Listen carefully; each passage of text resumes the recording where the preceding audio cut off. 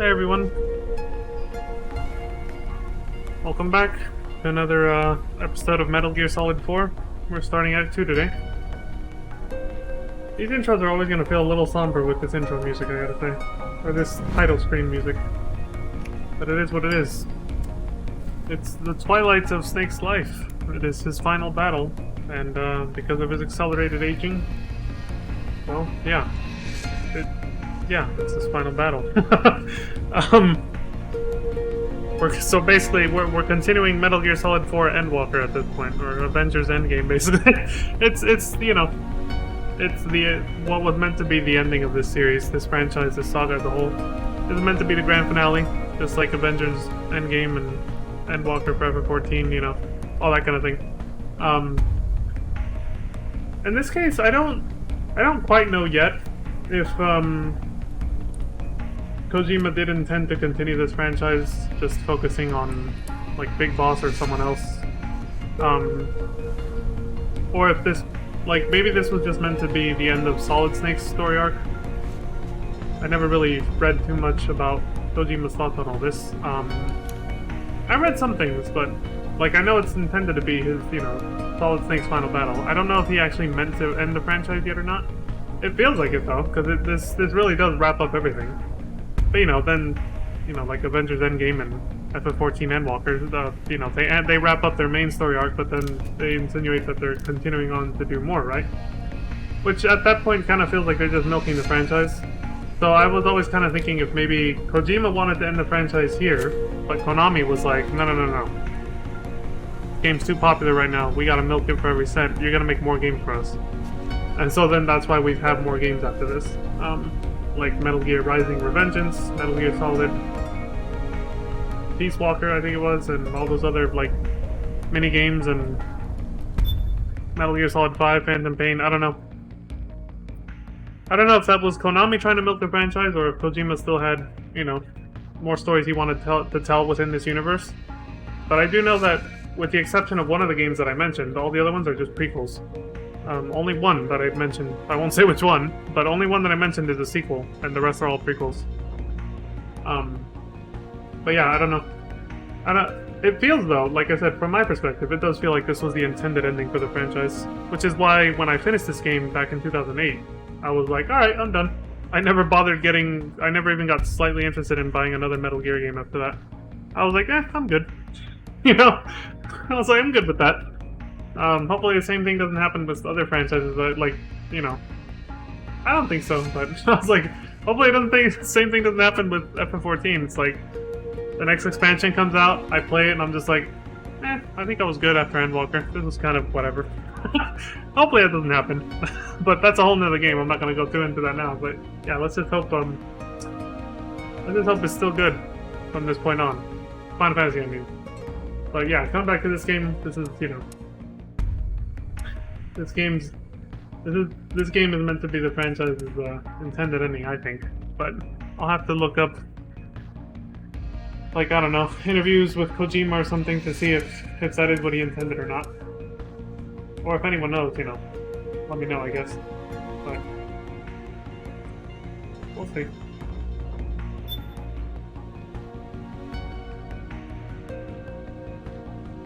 Alright. Go for it. I found out that the Act 1 mission briefing does have items you can get. We just can't get them yet. We actually have to complete Act 2 before I can go back in time and pick them up then. I can't say why either. The reasons for that are spoiler. For something that happens in Act 2, so. Yeah, I know, this game's weird, but hey, it breaks the fourth wall all the time. The franchise has always done that. Oh wow, yeah, you guys can see more of that. I can't see anything below the nose of that skull. Completely pitch black. So the brightness is way different for you guys from what I just saw on the stream preview. Holy shit. I have the brightness setting. You can also view this from from the main menu. This is Act 2 mission briefing now. But yeah, I can always change the brightness in game, but then it'll change it for you guys too. It'll look really bright for you all. 1, 2, 3, 5, 8, 13, I guess I'll just have to deal with it. 34, 55, 89, 144, 233, 377 610 987 15 97 95 84. It's like an AI singing to us. Sings in numbers or something. 34 I do wonder the significance of those numbers, though, that she sings with the lyrics of her little music.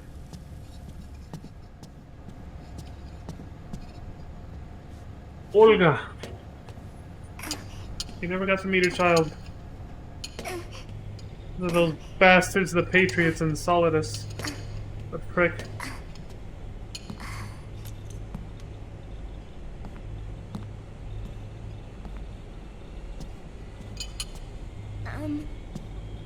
Uncle Hal?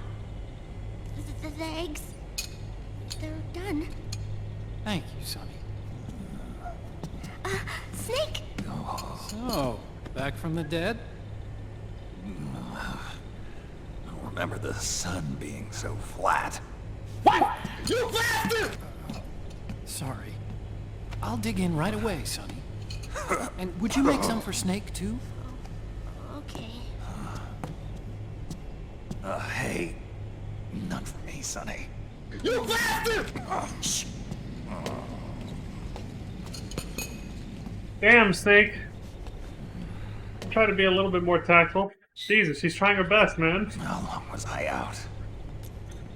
A whole day. Someone saved my life. Yeah. Could have been Meryl and her boys. Don't worry. They're doing fine. Oh, fuck, I can only see flashbacks if I'm like Got this. away. That's annoying. You okay? Well, I only have a few items to pick up, I My think. body just seized up all of a sudden. This is normal. It's not my joints or muscles. There's one. It looked like the PMC soldiers all went haywire en masse, too. I thought it might be a form of ADS, but I didn't detect any aberrations in the EM field. You were lucky. Some of those guys' hearts simply stopped. I think I just needed this. There. Naomi wasn't at my side. Otacon, did you see her? No, but you're right. Naomi was there. I found traces of her DNA in that syringe you were holding. What did you just do? Did y'all see what Sunny did? Tell me. Why? Here, let me show you.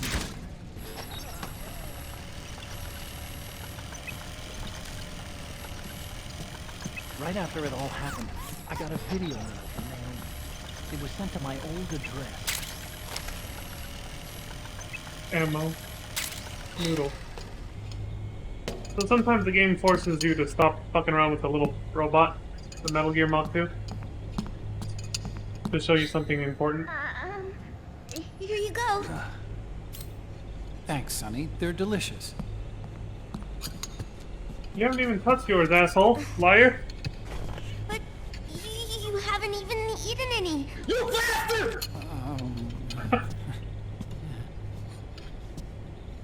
They really don't like her cooking, do they?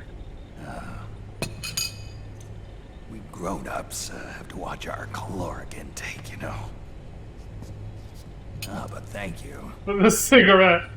I was looking for this. You're not watching your nicotine intake. Sonny! No smoking. That's right there, too. Good camera work. You really hurt her feelings. Yeah. Why don't you teach her how to cook eggs then? Oh, like I know how to cook. Hey, check this out. Suck! The data's been quarantined, no viruses. The voice print matches Naomi's, and I'm fairly confident the video isn't digitally synthesized either.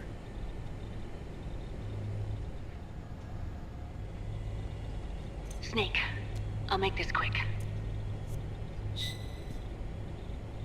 I'm in South America. Oh, I've been captured and forced to do research. I can move again. It's Liquid. Liquid's goal is to seize control of SOP, the Sons of the Patriot system that controls the soldiers. To do that, he needs to analyze the nanomachine structure and find out how they communicate with one another. The nanomachines currently in use by militaries and PMCs are third generation. But their design is derived from that of the first generation. And the basic technology is still the same. First generation. I was the one who created the first generation. The nanomachine company, part of which was Foxtrot. He's got a PSP! 9 years ago. Anyone remember Shadow this? Moses, Holy shit. I injected it into your body, Snake. Yeah. The technology used in Foxtrot was incorporated, inherited by SOP. What? That's why Liquid has me helping him hijack the system, because I know how Foxtrot works. So they used the Foxtrot model to make the Sons of Patriots system? You must rescue me. Dirty. He's found a loophole he can use to get into the system. Preparations for his insurrection are nearly complete. I think that's all the items we need. There's no time to waste. Snake, hurry!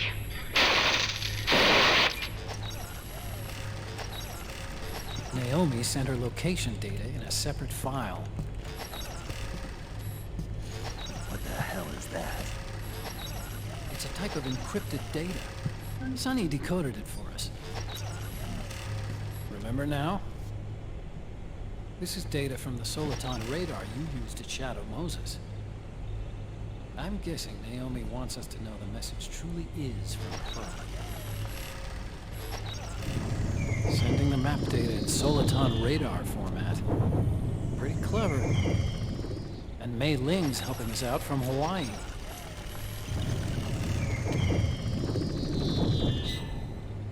The data she sent was 4D sound data. I don't know how Soliton radar works, but all I had to do was change the audio data into video data. It was easy. This Naomi lady seems pretty cool. Wow. Look at that.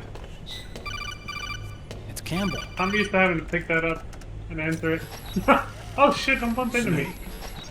As Please, you bro. recall, following the Shadow Moses incident 9 years ago, Naomi was detained by the authorities, Yeah. but someone arranged for her escape. It wasn't Snake? Yeah. I hear they added that to my rap sheet, too. Oh! They're calling back to the Nastasha's I book. suspect it was actually Liquid. He must have taken her prisoner himself and forced her to do research at his facility in South America. Nice retcon. But, Chances because it was are, vague in the first The place. location Naomi gave us is the site of Liquid's main base. Leaving things open-ended like that is how you can retcon without causing problems. There's an ongoing skirmish between a new Nastasha regime only put into power speculated by that Snake was the one who PMCs broke, and a rebel army formed Naomi by free. remnants of the old one. You never had confirmation, though. It's tracking my The sideways rebels rolls, have hired a 21? small-scale local PMC of their own to stir things up. It's the quintessential example of a war economy market.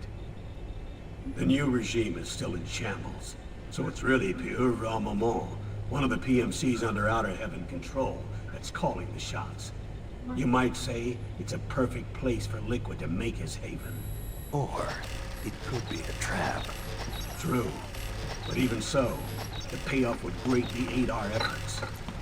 I had Sonny trace the origin of Naomi's mail. The address is fake, but Sonny was able to track the message back through its proxies based on access date timestamps and data transfer volumes. Apparently, the message originated from a server in South America. I wouldn't exactly call it 100% credible, though. Colonel, where's Meryl? Well, I know she left the Middle East in pursuit of Liquid. I'm sure Arsak is on to us by now. What the We hell's she can't playing? chase that line too far. Don't let me see.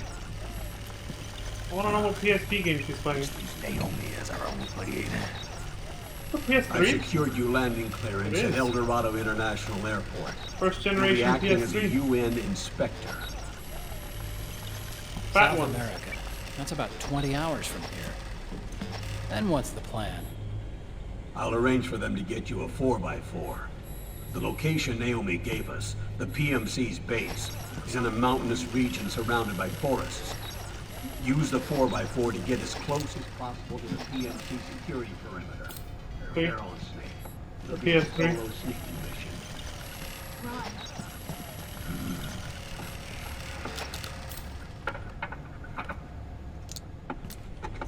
Who's this? Thanks.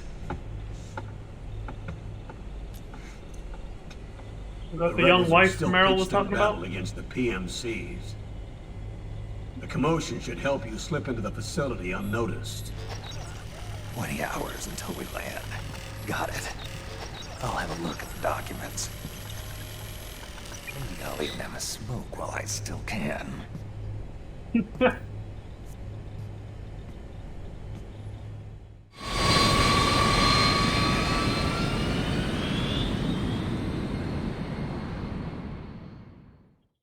It's hard to pay attention to everything, you know? Like, you want to listen to the briefing, but you also do have to look for items you can only get during the briefing, so you have to move around with the robot. And then you also want to see what the hell Sonny's doing, using the robot or the other cameras. And the little things like the PSP and the PS3 on the table. So there's just so much going on. It's like, damn it. But we caught a glimpse of, presumably Roy's wife. Roy Campbell's wife. Serving him dinner there.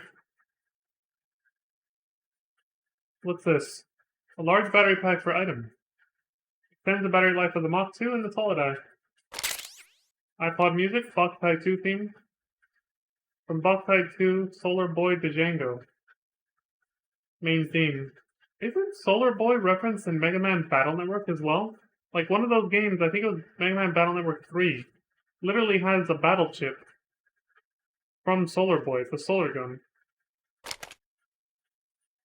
Franchise I never heard about, really. This kind of made its way into two different games that I happened to play. Solar Boy Django. Made it into a Mega Man game, and this. And I still have no idea what the fuck it is, either. Bruh.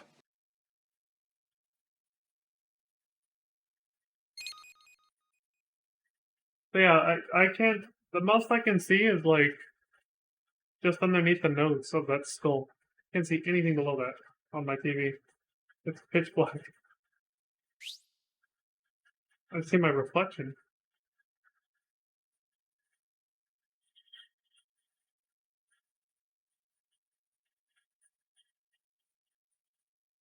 I'm looking at the picture on the stream preview.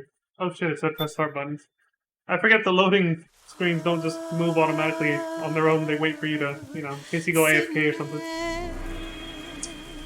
Act 2, Solid Sun. What was the first one? Act 1 was Liquid Sun, wasn't it? Or something like that?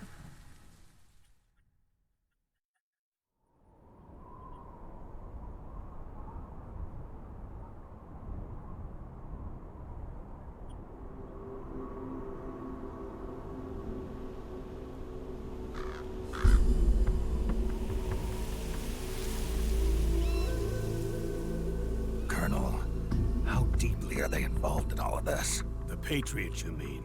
The data we got from Arsenal Gear was a load of crap. 12 founders who have all been dead for 100 years. Give me a break. We know they exist today. If the purpose of this battlefield control system is to control IDs, it fits in with their plans perfectly. Seizing control of the world's ID systems and then using them to manipulate the economy and information flow. For the Patriots, that's the ultimate prize. What?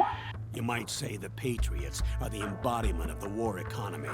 Everything that Solid has feared 5 years ago, it's all come to pass. Yep. Oh shit. The Patriots are trying to protect their power, their own interests, by controlling the digital flow of information. Yeah. All this Now, was with right. the media and global opinion under complete control, not even the UN can stand up to them. Then Liquid's insurrection is against them. Exactly. It would seem as though Liquid has taken up Big Boss's cause. An age of persistent universal warfare. A world where mercenaries are free from domination. In a sense, the Outer Heaven Big Boss envision is already a living reality. Yeah. I mean the PMCs and their war business. Right now, Liquid is a slave to the Patriots, forced to fight their proxy wars for them. He must be dying to break free of their spell. Beneath the surface, a new Cold War is brewing between Liquid and the Patriots over who will survive. And no matter who wins, the world has no future. Until we stop Liquid and destroy the system, we'll never be free. Snake, what we call peace Down with the is an system. equilibrium kept in check by the war economy. Destroying Yeah. the system means wiping out the information society, the end of modern civilization. Like it or not, we may have no choice but to protract the system. What we talked about briefly in the last stream, right? Snake, Never let it here's get what we this know bad, about the because current then battle. Rebel guerrilla units are there might not be any advancing way on the base back. of the government PMC troops. That base appears to be Liquid's safe house. According to Naomi's data, she's being held prisoner inside the compound. That's where she is. Assuming the data is correct. And one more thing. What now? The government PMC troops have been operating at high altitudes. We have reports that it's starting to upset the balance of the nano-machine control system. Meaning? Meaning the low blood oxygen content seems to have an effect on their nanomachines, giving them a slight edge in battle. Be careful. Steer clear of altitude sickness. Got it.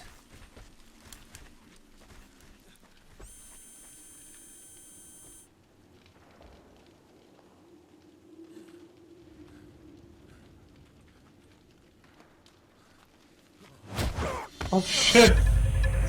I did not see her until she started moving.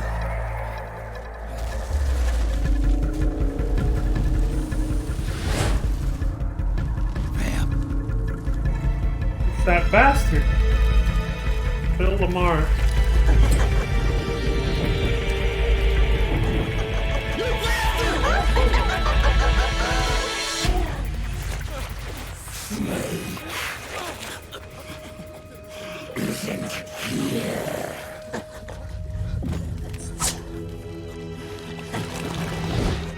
What the?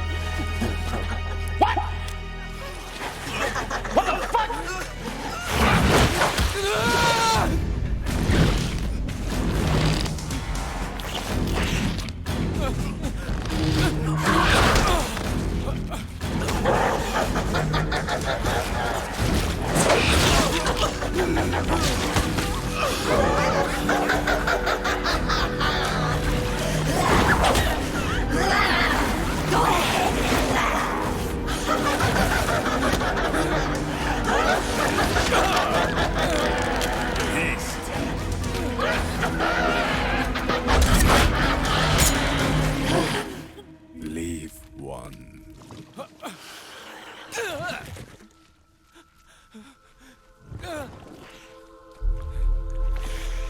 Don't forget this face. This is the face of the bastard who killed your comrades.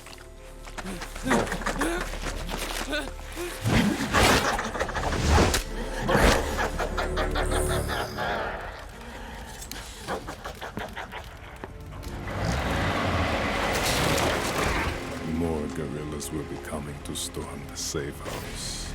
He must be among their numbers. Sooner or later he will come. Don't let down your guard.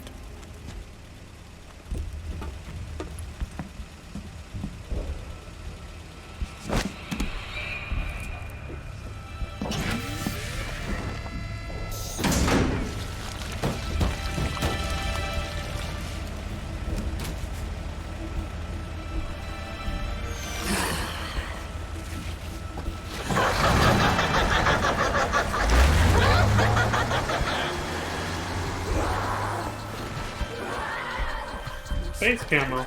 We don't even have that.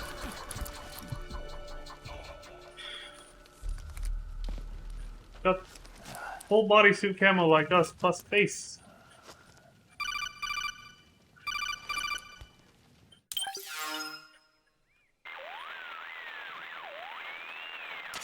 Otacon, what the hell? That was Vamp. I'm sure of it. I'll never forget that face. Those were PMC soldiers with him. Is he involved in Liquid's plan? We watched him die in Manhattan. Damn it, he won't leave us alone. Snake, could Vamp be immortal? Not a chance.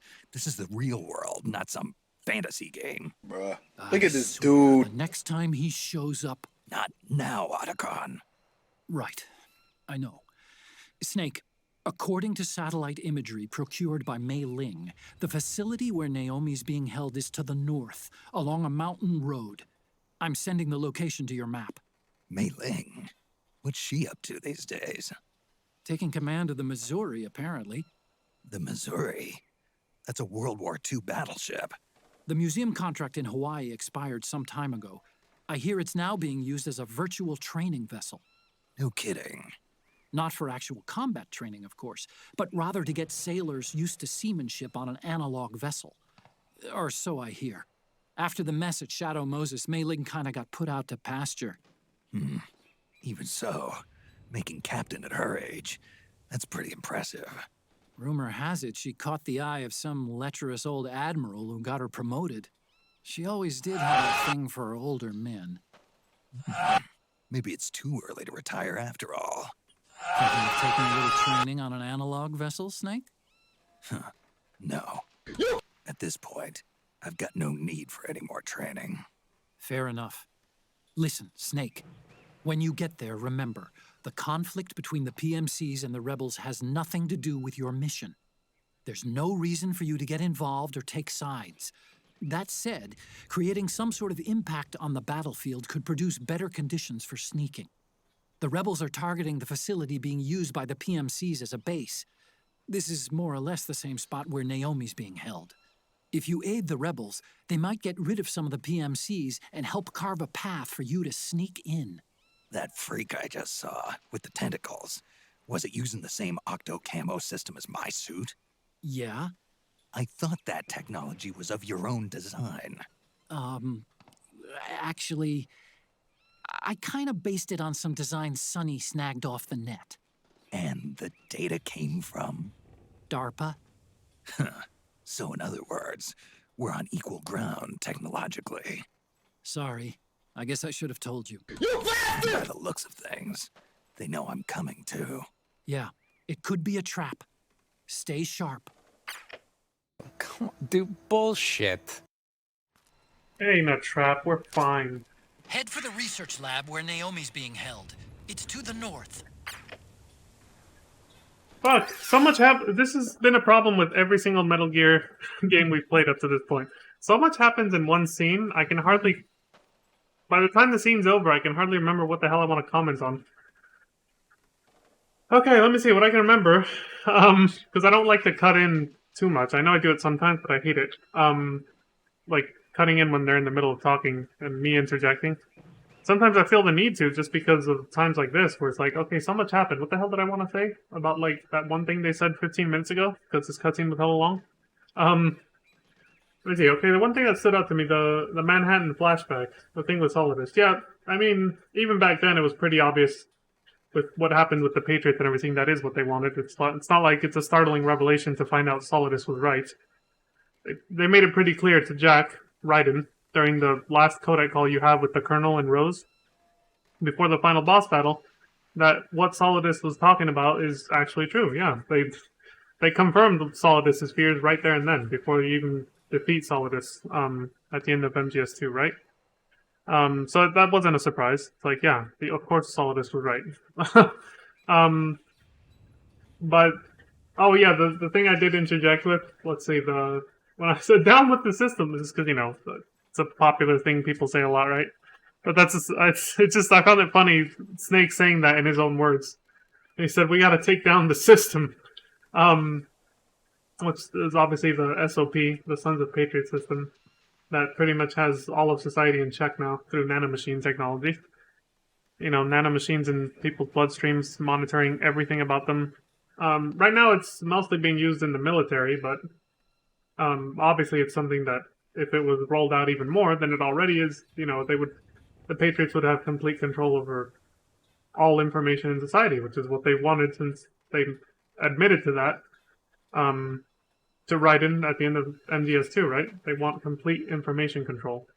To put context to, this is their words, to put context to things by filtering out all the crap that we people produce, right? And so it seems like Liquid wants to use that system, he wants to hijack that system and use it for himself instead, to fight back against the Patriots, break free of their control, and create the world that he wants instead, which would be like Big Boss's dream. But then they mentioned that world already kind of exists now, with the war economy that's already in place. So it's kind of just become more of a matter of a power struggle. It's like what Big Boss wanted is already here, in a sense. But Liquid wants to make sure it's his version of things, of war, a world that's constantly at war, and not the Patriots, obviously, because the entire point of what Big Boss did in Metal Gear 1 and 2, as we now know thanks to Metal Gear Solid 3, was to rebel against the control of the Patriots. That was the revelation and the entire point of that prequel, Metal Gear Solid 3, was to show why Big Boss did what he did in Metal Gear 1 and 2, way back then. He was rebelling against the Patriots, and so Liquid's taking up that cause and being like, yeah, the world is in conflict, but I want to make sure mercenaries are actually free to do their own thing. Which means I gotta take charge of the system, not let the Patriots have it. So yeah, it's like how Snake said, it's like a cold war between the Patriots and Liquid now, because they're both trying to become the masters of this new world that they've both kind of helped create. And neither one wants to give up, but also, like Snake and Otacon said, if, you know, neither entity is, you know, has anyone but their own best interests in mind. So whether the Patriots win or Liquid wins, we're all fucked anyway. And if you take them both down, like Snake was saying, we gotta defeat Liquid and take down the system, Otacon interjected and said, yeah, but if we do that, all of modern society will cease to exist. And then we're all fucked because we'll just descend into complete chaos and anarchy. So this is the definition of being like literally between a rock and a hard place, or like just like this is the worst possible outcome. That's why this entire game is meant to feel dystopian, because that's what this is. This is a dystopia where it seems like there's no way out. It just seems completely hopeless. Which is why I was saying that it's kind of like that cautionary tale that comes from 1984, where it's like, yeah, it is hopeless. There's nothing you can do about it. So don't let it get to this point, because then there may be no way back or no way out of it. So just prevent it from happening in the first place. Don't let society go down this road or something similar to that. Otherwise, we might be completely fucked. But you know, doesn't mean we should give up just yet, right? There's got to be something we can do. I'm talking about in the game, okay? I'm not...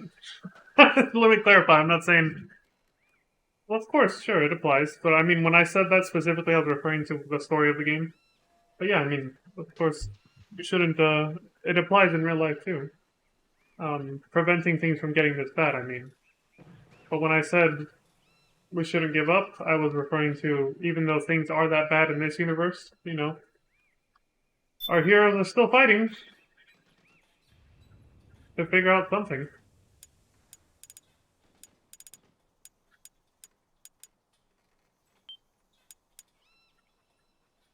IRL, yeah, of course, we still have plenty of time, even though it might not seem like it. We still have plenty of time from preventing things from getting worse than they are now. But whether or not that'll actually work out or not is dependent on all of our choices. Not just the choices of a few people here and there, but society as a whole, basically. It's not like this game where just a tiny little group of people can go kill the bad guys and then save the entire world. Sadly, IRL doesn't work that way.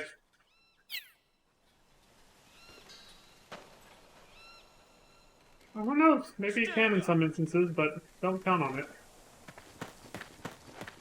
Waiting around for other people to save the rest of us is just, not only does it feel like kind of a cop-out, but also it just kind of feels, you know... It just kind of... There's two of them. If I do this, I'm gonna call them alert, I think. Move! Hey. Never mind. I set the rebels free. But yeah, just waiting for someone else to do it, basically. The mentality of waiting for someone else to do something, or to solve your problems. See if they've got any gear we can use. Or to solve everyone else's problems, however you want to think of it. That mentality in general is like... I gotta set this place before I go down.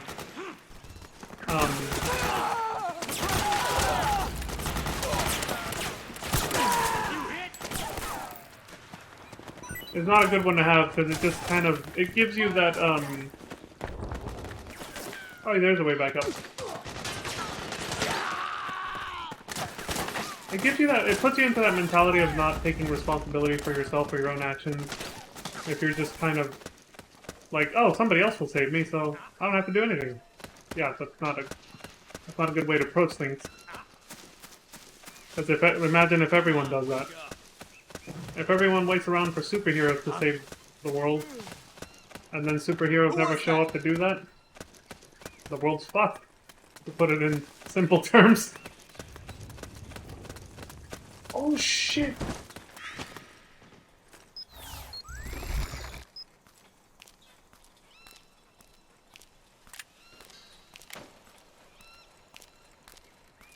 Hey. Oh god, here comes the other guy.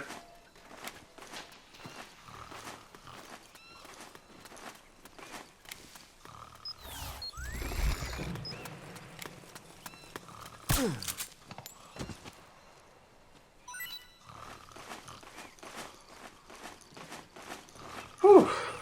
The moral of the story, sorry I got interrupted there, is to do what Bender said in that one episode of Futurama where he met God, right? God ain't gonna do shit. We gotta save those guys ourselves or something. If you want something done, you gotta do it yourself, that kind of thing. I know, difficult to do when it depends on everyone doing their part, not just a few people, and most people, sadly, still don't give enough of a shit about what's going on in the world to do anything about it. But, I still don't think that's an excuse to just kind of be like, fuck it then. Like, I think it's still valid for the few people who are trying to make a difference to keep wanting to do that. I think it's still a worthwhile cause, honestly. Because you have to lead by example. If you want to inspire the masses to take action, you have to start by taking action yourself, right? So yeah, I don't think it's a waste of time for... I don't think like grassroots activist movements and charities and stuff like that are a waste of time. Merely stating it won't be enough if not everybody gets on board with it, but can't give up. You gotta keep trying to inspire people to want to do something about it. Otherwise it'll never get done. If everyone just gives up, then it's really over at that point.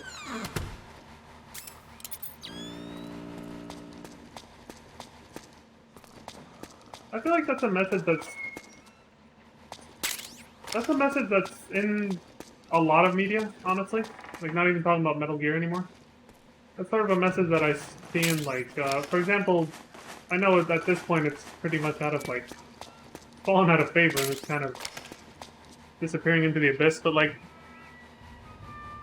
one TV show that came to mind that I've been watching recently because I've been catching up on it is, like, The Walking Dead. And I won't go into spoilers, but they do seem to do that a lot sometimes. I feel like there's a lot of episodes where they kind of try to convey that whole message of, just because everything seems hopeless doesn't mean you should give up. I feel like that's kind of the main theme of that fucking show, considering how dystopian and hopeless that world is. A world where zombies took over, and people have to learn to adapt to it. There's like, at least every season, there's always one or two characters who feel like just completely giving up. They're like, what future is left for us in this world? And then some other character comes around and says, like, hey, just because it seems incredibly helpless doesn't mean you should just give up. Like, there's still, you gotta find something to live for and keep trying to, you know, to live for it. Find something important to live for and then go for it. Oh good, we already got the South American rebel disguise. Like the militia one from the Middle East. We can disguise ourselves as the rebels now. But we won't trigger an alert if they see us. That won't work against the PMCs though. But yeah, so it's basically along those same lines basically. In our world, there's no zombies taking over the place, but it's still kind of like along the same lines of somebody's gotta care. Enough to try to do something about it. And if enough people do that, eventually everyone else can be inspired to follow suit, hopefully. Hopefully. There's no guarantees, but what else can you do? What's that saying? You can lead a horse to water, but you can't force it to drink? That's pretty much what activists are. People who spread awareness about societal issues. They're leading the masses to water, but they can't force them to drink. That's basically what it is.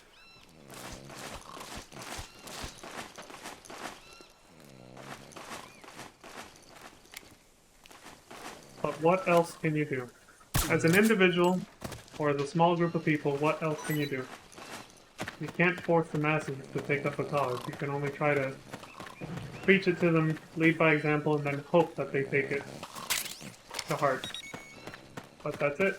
It pretty much ends there.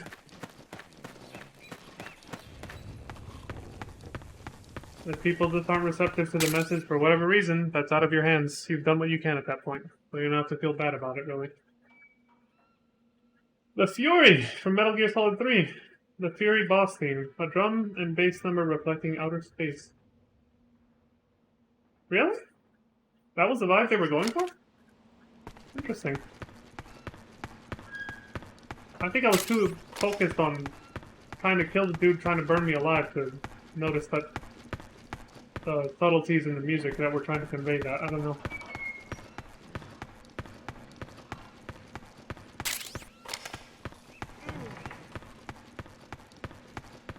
I think I saw something. Oh yeah? That guy's voice sounds familiar. Is he...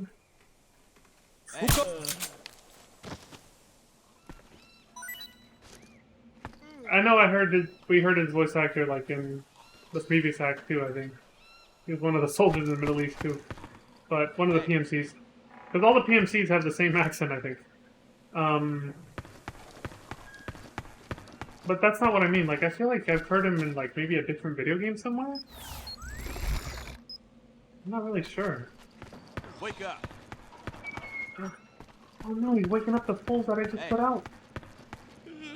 Huh?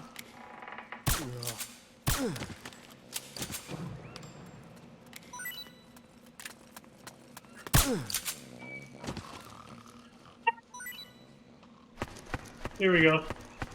Anyway, sorry for going on that long-ass rant just now. It's just kind of one of those things where I rambled off. Just like... I feel like I, overdid it on getting my point across because I felt like I couldn't find the right words to convey what I was trying to say. Probably because I'm distracted trying to play the game at the same time, honestly. But also, you know, I will admit, I had a few other things on my mind.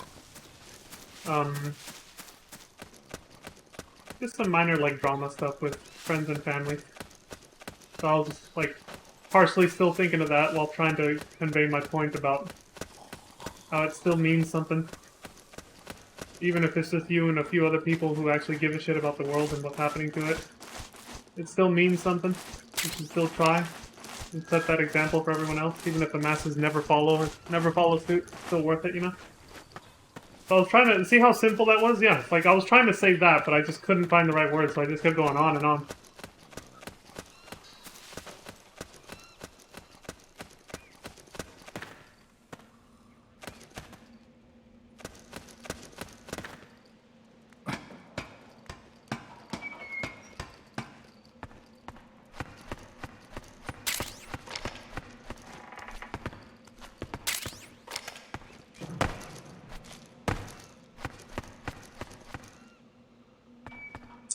I make it if I roll, or do I have to do something else to reset? Oh, did I see? I think I saw a button prompt to actually grab the ledge. I have to mash triangle after I roll, I think. Oh, never mind, I just had to roll closer to the edge. The SBD. This game has so many fucking weapons.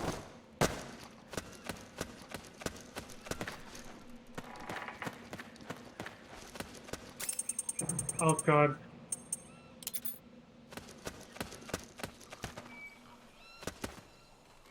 I memorized what this place looked like in night vision only, so now I'm lost. I mean, I didn't fully memorize it, but kinda. I have no idea where the fuck I am, mostly because I was rambling for so fucking long while wandering around aimlessly. And now I'm gonna run out of battery. Shit. And who knows when these guys are gonna wake up, but I better get the fuck out of here before they do. Well, if I tried to save these guys, I just got them killed, because after I, you know, helped them, quote unquote, they just got shot down and killed by the other PNCs that were in the area that I didn't notice. So I didn't really help them much, per se. I had good intentions, but maybe I should have let them just be carried away by the PNCs or something. Alright, let's give that a break so the battery can recharge. Let's see the macro map. Where the fuck are we actually going? Oh, I didn't look ahead though. I was looking at my immediate area. I think I can zoom out.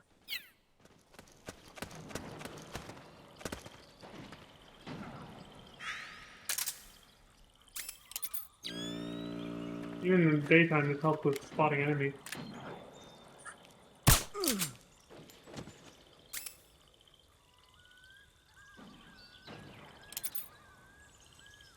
I'll leave it like this for now.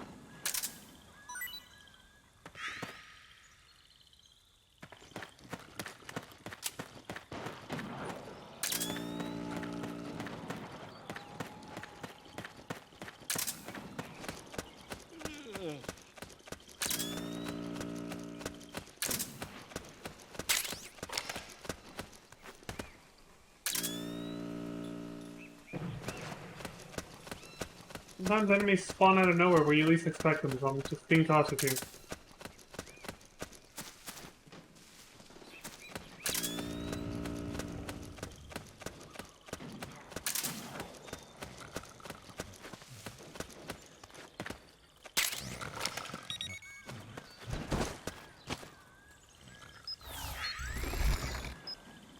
Hey. I heard, hey!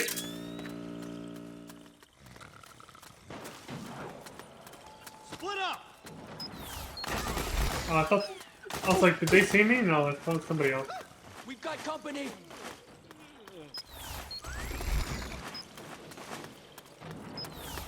Back me up.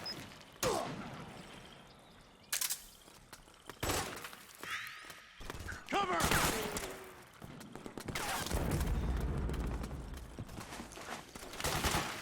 We got company.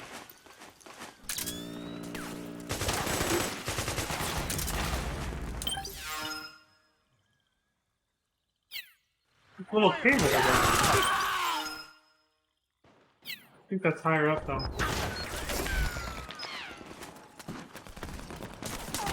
We got company.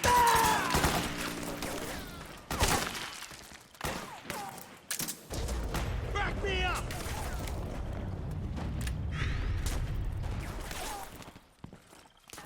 Suppressing fire.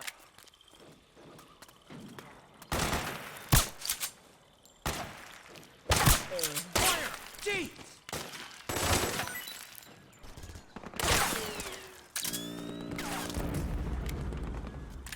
Suppressing fire.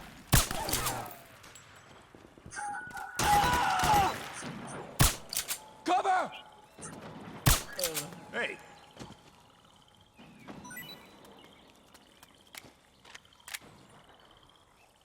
Come on, wake up. Ah.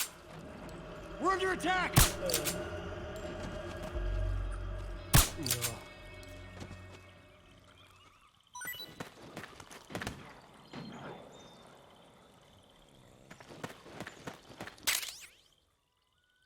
The M10. Like a Mac 10 or something, or not that much. I'm not a gun nut by any means, actually. I do like how some of them look, and obviously the way they're portrayed in video games and movies. But by no means am I gonna just, off the top of my head, be like, I know exactly what that gun is, it does this and that. And no, hell no. No, nowhere near a fanatic or an expert.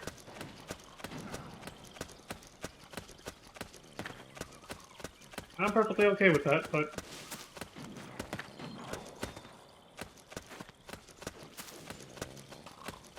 yeah, so if you just see me say something like, I'm literally speculating. I'm like, is that...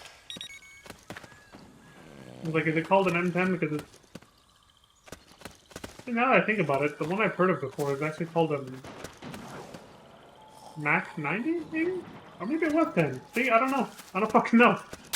I'm literally thinking out loud and speculating myself.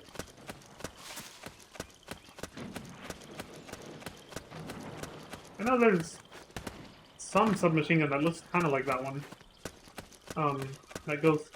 That is named something like that.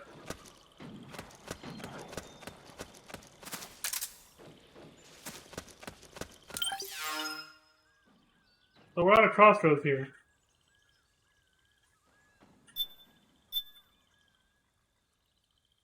Well, go exploring a little. See what's over there.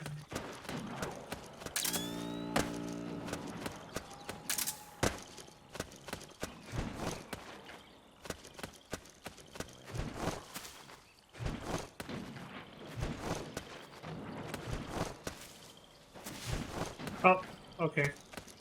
I guess there is only one way to go after all. The illusion of choice. Hey, we found another Playboy.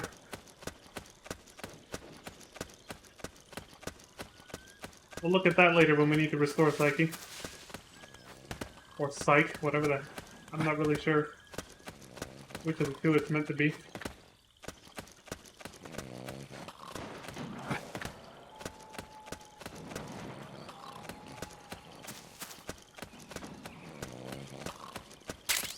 The fuck? Guess I missed some shit. Whatever. The sun came out already. We gotta get the fuck out of here.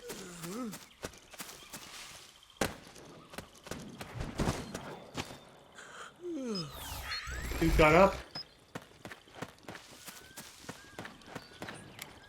Go back to sleep. Another sign we've been here too long.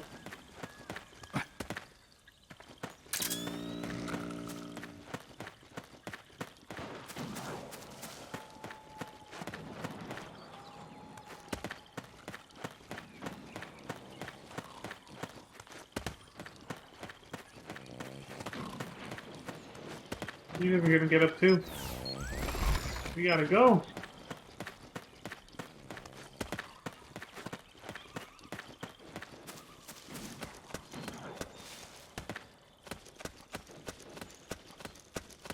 I know it's daytime now, but again, I'm just using night vision because it's easier to spot the enemies this way.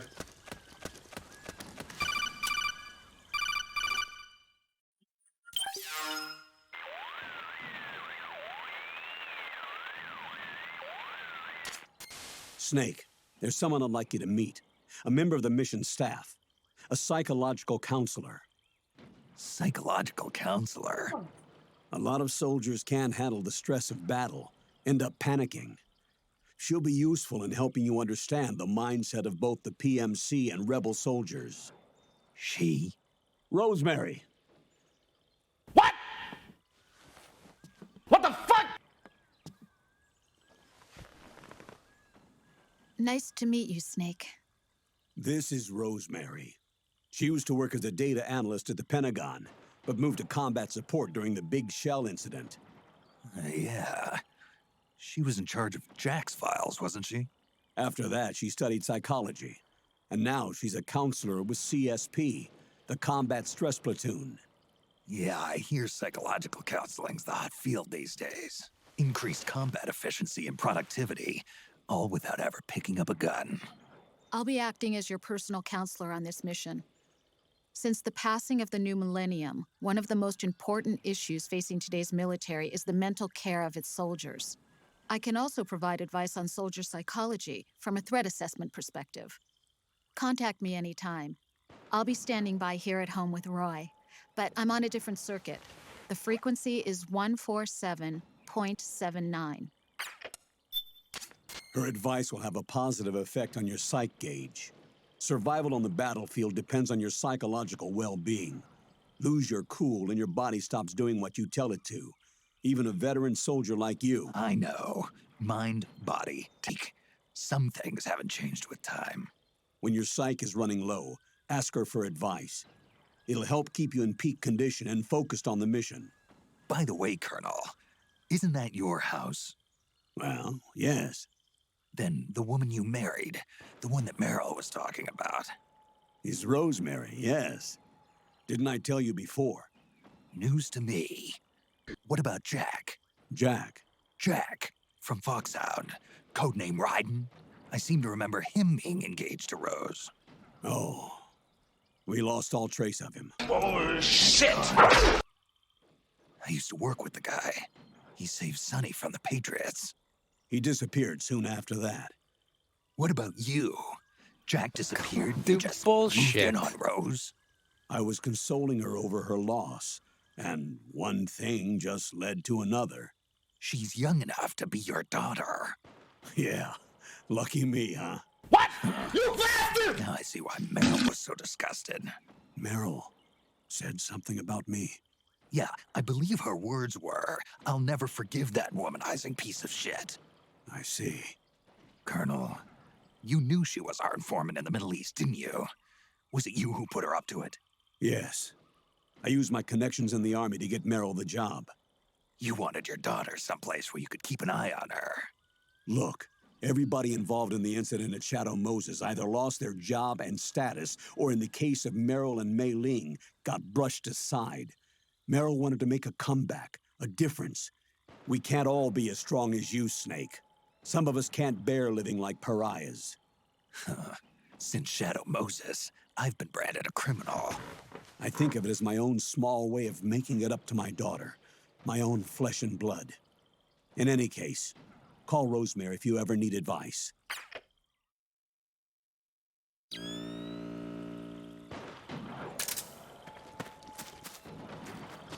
Still feeling the repercussions of Shadow Moses, huh? Yeah, it was a big deal. What happened that day is, just as world-changing as the Big Shell incident, honestly, yeah. Ramifications are still being felt today. I mean, especially after the mission briefing where they told us that Naomi is helping, is being forced to help Liquid take over the SOP system using, some kind of weird virus or program that works very similarly to Foxdie, or no, sorry, the SOP program is programmed closely to how Foxdie is programmed, the way, you know, Naomi made it work, because she developed it. So she's able to kind of help Liquid hijack the system because she kind of knows how it works, since it's based around her virus. Foxdie, right? So yeah, a lot of this plot, is just as heavily impacted by what happened in Metal Gear Solid 1 as it is from MGS2's events. You know, both of those games are very relevant to what's happening now. Obviously, as they should be. Well, pretty. Also, it's like they heard me when I was like, do you say, is it Psyche or Psych or what is it? And then we get that fucking call where they tell us it's Psych, right? It's like, oh, okay. It's like they knew I was asking. Did the weather just change on us, or did morning just turn into afternoon in an instant? What the fuck happened? What else was I fucking saying? Or, again, the long dialogue, I wanted to comment on some things. Okay, so yeah, Roy Campbell got married to Rosemary, apparently. Jack disappeared after he helped Otacon and Snake rescue Sonny from the Patriots, Olga's daughter. He disappeared without a trace, I guess. Which apparently Snake didn't even really know. He was just like, whatever happened to that guy? And then Campbell, you know, told us just now. And then he consoled Rose, and then they hooked up. They got together, and they got married. And the first... and when Snake asks him, she's a bit young for you, isn't she? The first thing he says is, yeah, lucky me, huh? What?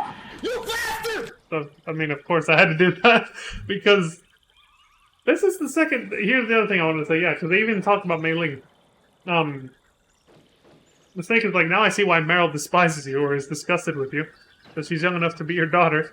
But also, they touched on Mei Ling right now, but also earlier.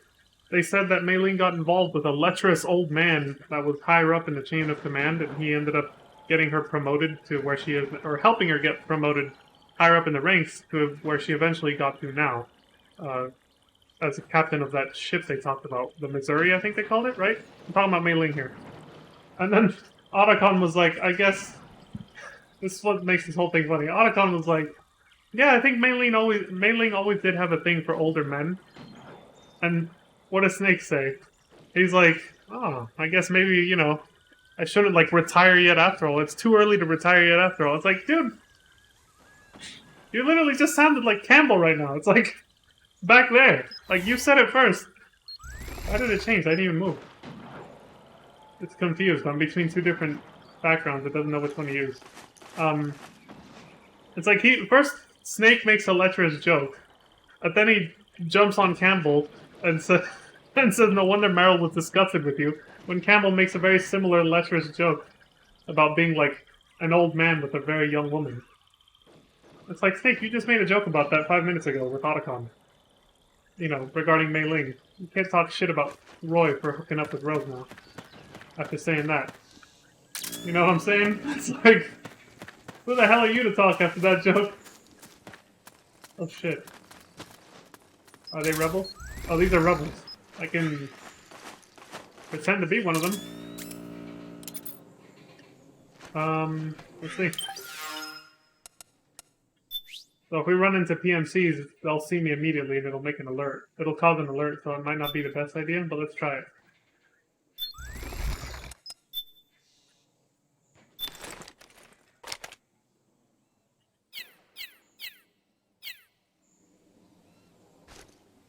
Now, because we're on Liquid Easy, they wouldn't attack me anyway, but I can still cause an alert if they see me and they tell me to stop and I don't stop. They'll be like, hey! And then, you know. You saw it happen last time in Act 1.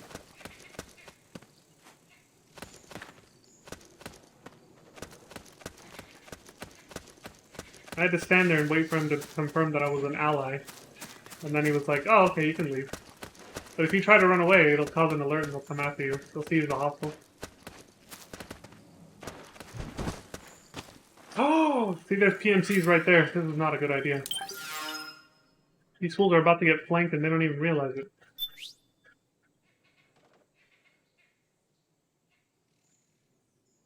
Wait, they haven't seen me yet. What if I back up a little? Try to snipe them from here.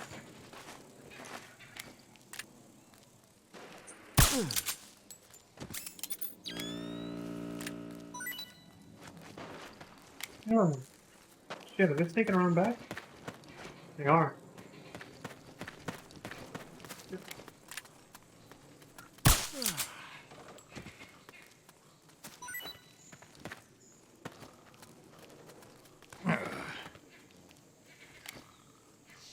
Huh? Who was that? We're under attack! How did that PMC sneak by all the rebels that were just in front of me? What the f- Did they not see him?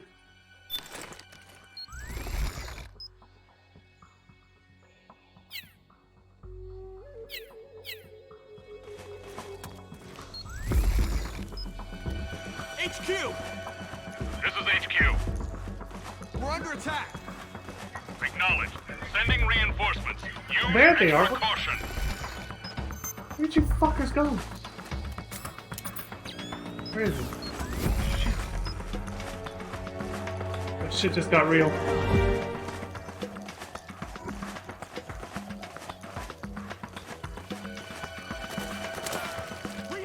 Okay, they're distracted with them now.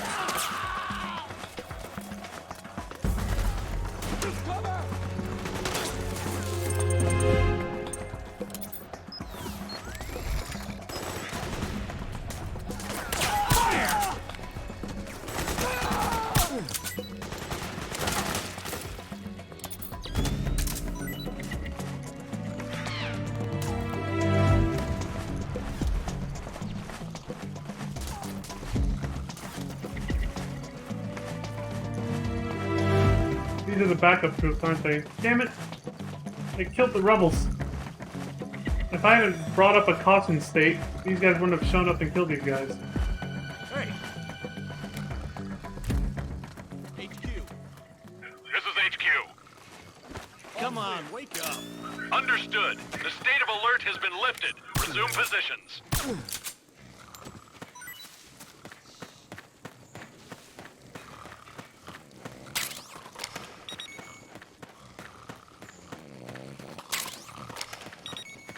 And so far I haven't done the rebels any favor, have I?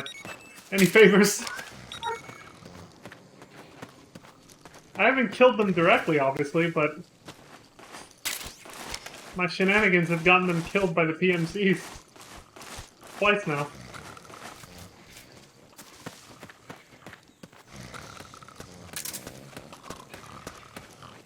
Ilbert, as Ilbert would say, I'm being pretty sloppy. God, that was a horrible impersonation. I couldn't do it. Couldn't channel it in that moment. Oh.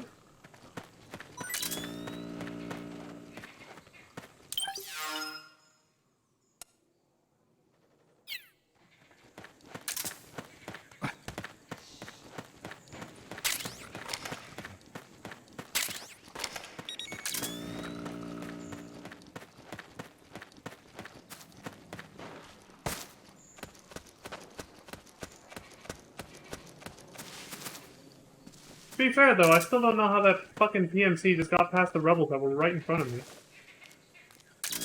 What the fuck were they doing?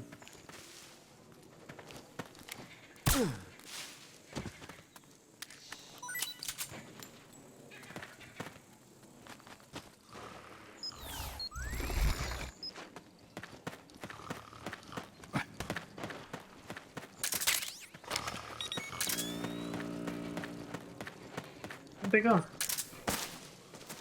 Shit.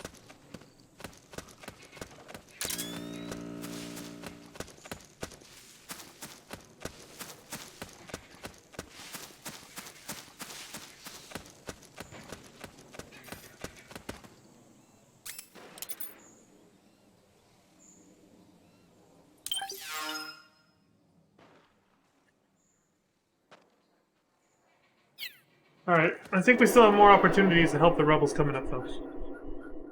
I gotta start doing a little better, though.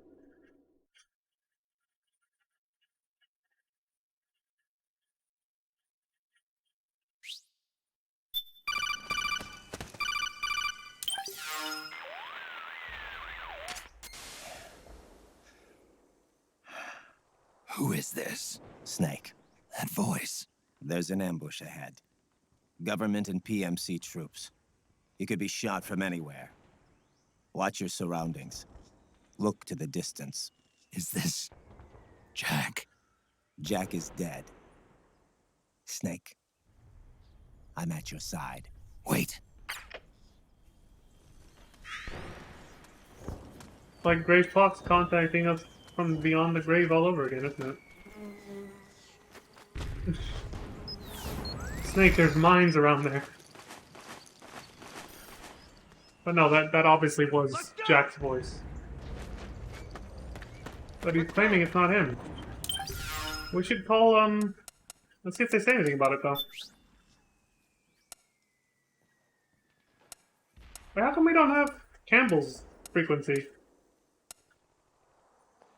The fuck? Which wasn't it 140.80 or something? Oh shit, never mind. Let's just go to Rosemary, fuck it. Oh, hi, Snake. Rose. I'm impressed, Snake. You're keeping your psych up better than I expected. Maybe you were right about not needing my help. Snake, the gauge below your life gauge is your psych gauge. Yeah, you told me about that. Then you'll hear it again. The psych gauge affects the rate at which your life gauge recovers. In other words, how fast your wounds heal. It also greatly influences how well you perform various actions. When your psych gauge is full, your life recovers quickly and you shouldn't have any problems doing what you need to do. Remember, your body isn't the only thing driving your performance. Your mind is every bit as important. Hey, I don't let my mental state affect my combat efficiency. You may think that, Snake, but the truth is, you're not as young as you used to be. Could have fooled me. It's your psyche that's keeping you alive inside. So you better take it seriously. Keep a close eye on your psych gauge. All right, all right. Okay. So Psych is basically just stamina from MGS3, except now you manage it through compresses and other healing items instead of eating food, having to kill animals and forage around for food in the wild. But it's basically the same exact concept. When your stamina gauge got low, you wouldn't heal properly, and you wouldn't be able to do things. It's the same thing, basically. They just got rid of the whole hunting animals and eating them thing, honestly. They just switched stamina to psych, but it has the same exact role in this game. So I thought we could call Campbell, but I don't remember his frequency. I thought it would be safe here, but we just got Rose. Oh well. If she didn't say anything, he's probably not going to say shit either. We don't have confirmation that it's Jack, even though it sounds just like him. Oh, but I do like how they fill in the gaps between things that happened between Metal Gear Solid 2 and 4, right? The 5 years that have passed. Little bits and pieces of conversation that fill in the gaps of what's been happening, like Snake's thing. I used to work with the guy, you know. He was the one who helped save Sonny from the Patriots, and Sonny's living with Snake and Otacon now, so... Clearly they did work together for a while after the Big Shell incident. But then, dude just went missing suddenly.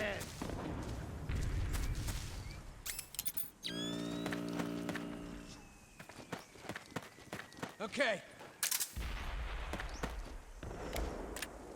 You can't tell if these guys are rebels or... I think they are. Snake, PMC sniper. Keep your eyes peeled. Keep low and stay behind cover. I'm gonna pick all of them off before I can do shit to help them.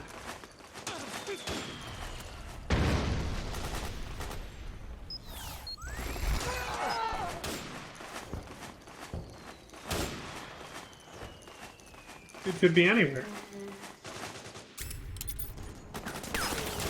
Oops, how do you zoom in? There we go.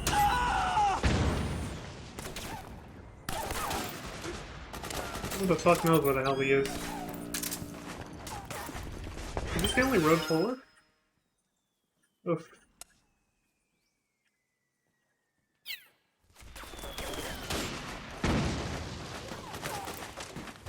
I'm upwind of whatever the hell's over there, so I gotta be careful.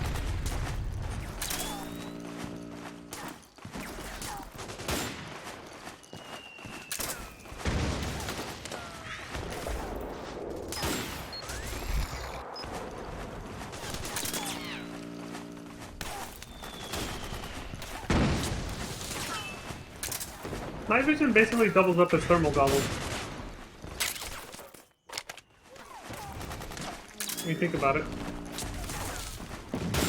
Because of the fact, look, see how dudes just light up like that? What? Who saw me? No, seriously, who saw me before I do anything?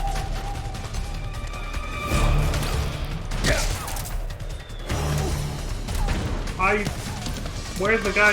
Good thing we just hit a checkpoint, but seriously, where's the guy who saw me?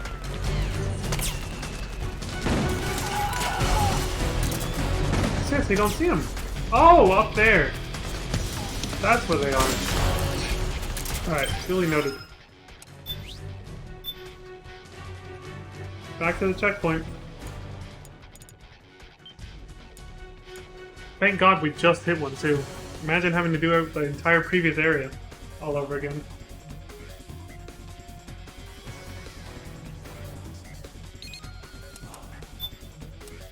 There we go.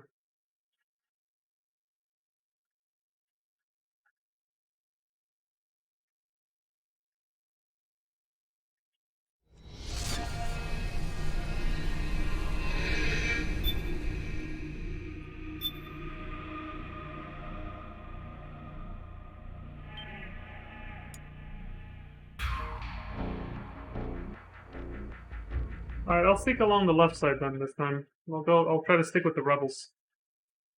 See how that goes.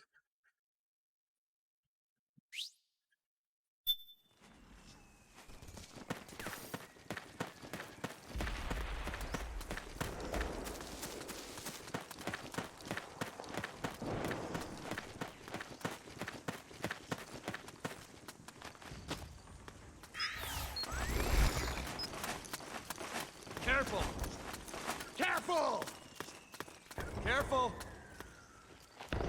Careful! Yeah, at least if they see me, they won't consider me an enemy, so I don't have to be as cautious around them.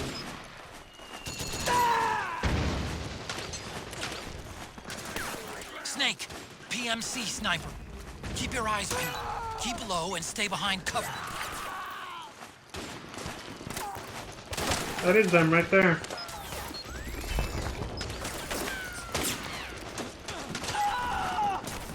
They were firing at me with a normal rifle, though. They're not using a sniper.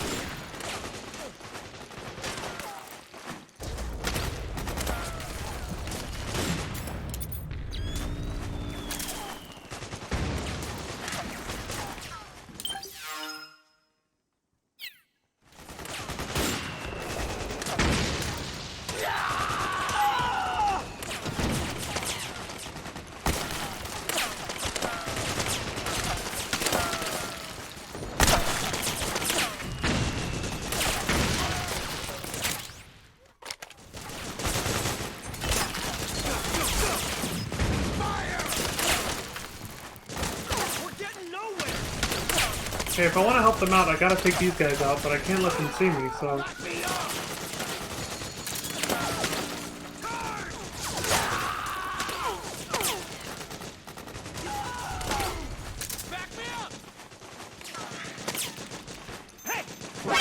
Damn! They saw me anyway. Fuck! Before I could even get an angle on him. Shit. I'm gonna have to try to take him out from far away. I don't know if the fucking,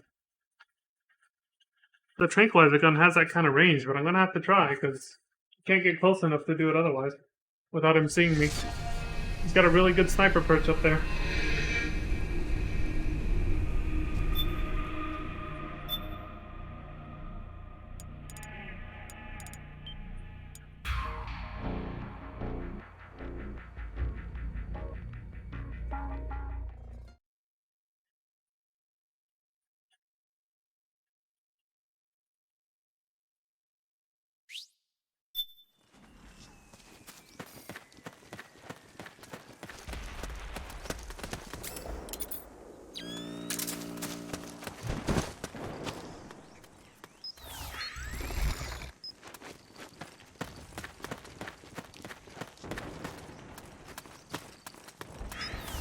Over there!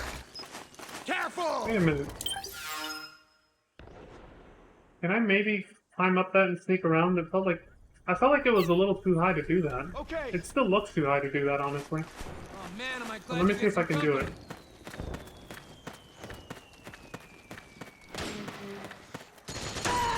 You can only really climb up things that are waist high.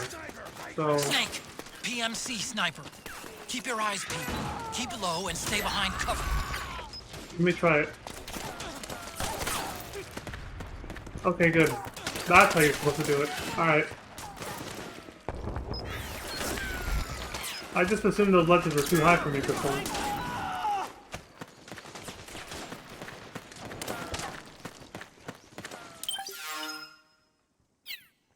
Okay, I got this bitch.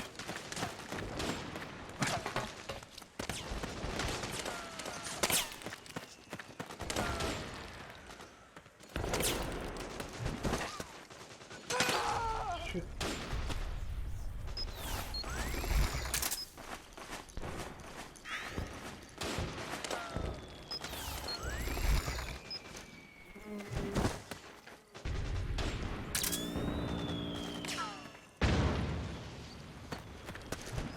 What?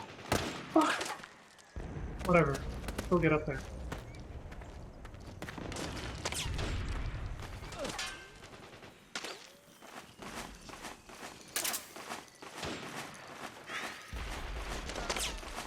You little shit boy.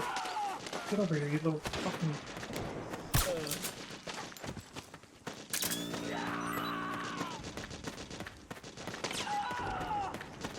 Oh, I got you now, asshole.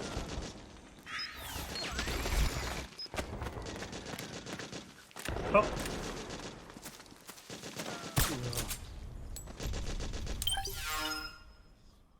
Okay, so just to my left. The snipers are over there. There they are. Fuck you, there's a spotter, and there's a sniper. Fuck you both.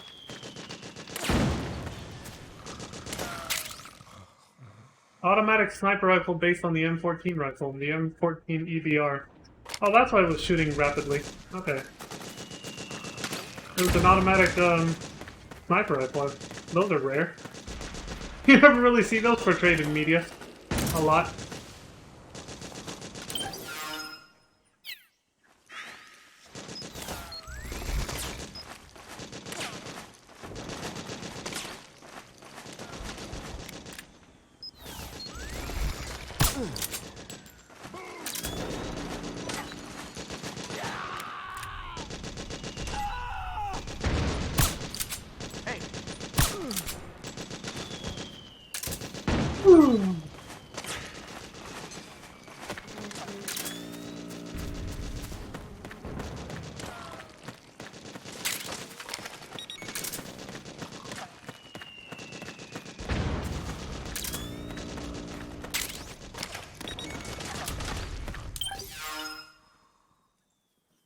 If I keep going down this road, I think I can flank the PMC base, the power station, and help the guerrillas get to the, you know,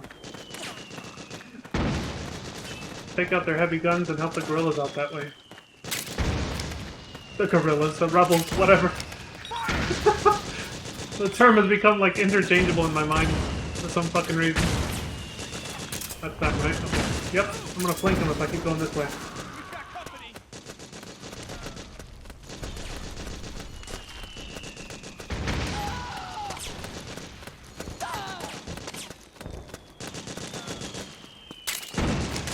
If I wasn't trying to not get any kills, I could use this to take them out pretty easily. Oh, okay. There's some rebels over here already, it's the same idea.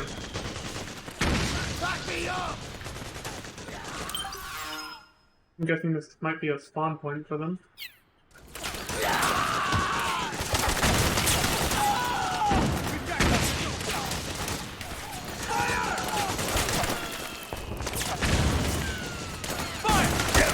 Ow! I got hit by a stray bullet.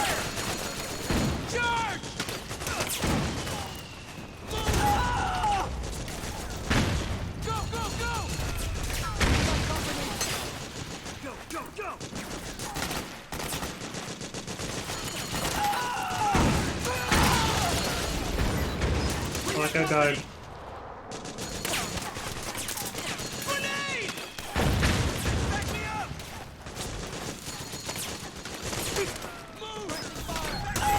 Oh shit.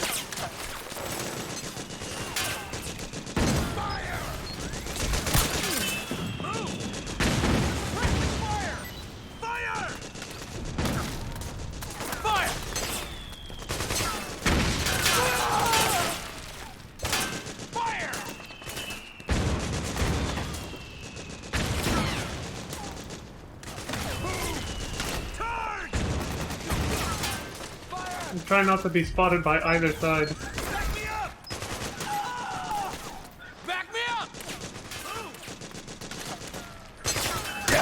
Ow. Shit.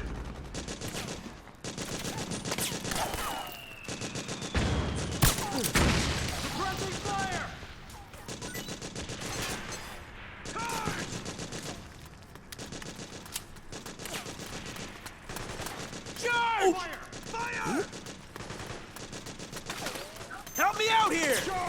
Okay. Go, go, go! I was like, at least he, you know. Charge! Go, go, go! Go, go! Fire! Fire!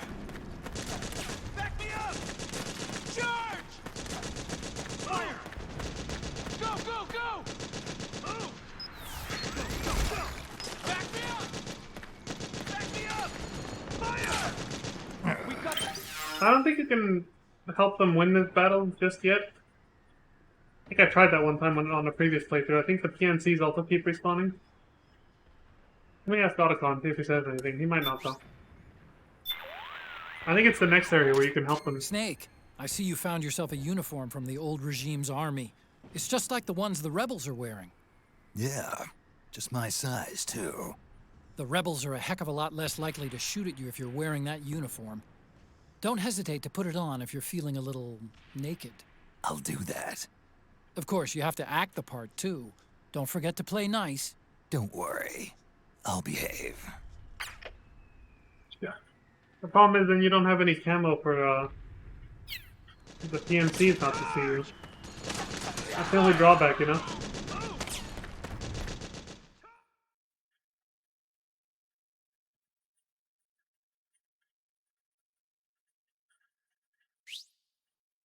I saw an armored personnel carrier right in front of me with camouflage on it. Right there. Is that what I think it is? Excuse me.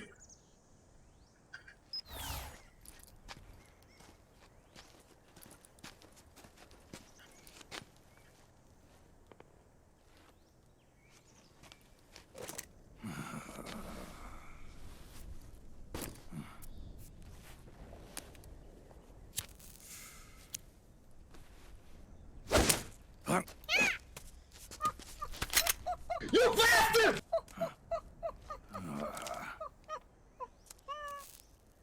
Come on, dude, bullshit. Have an apple instead. It's a lot healthier than a cigarette, fool. Yo, over here. It's rewind time. Yep. Time for this whole song and dance again. Come on, Dylan! hop in. It's getting rough out there. You son of a bitch.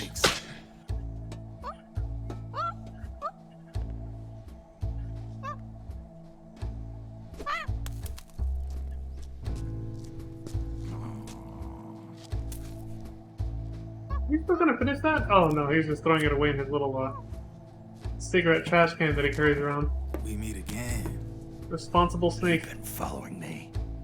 You seem like an interesting guy, so I decided to check you out. Sit down. A lot of legends about you out there in the intel community, especially in the CIA. You know those nanomachines I injected you with back in the Middle East? They let me track your location.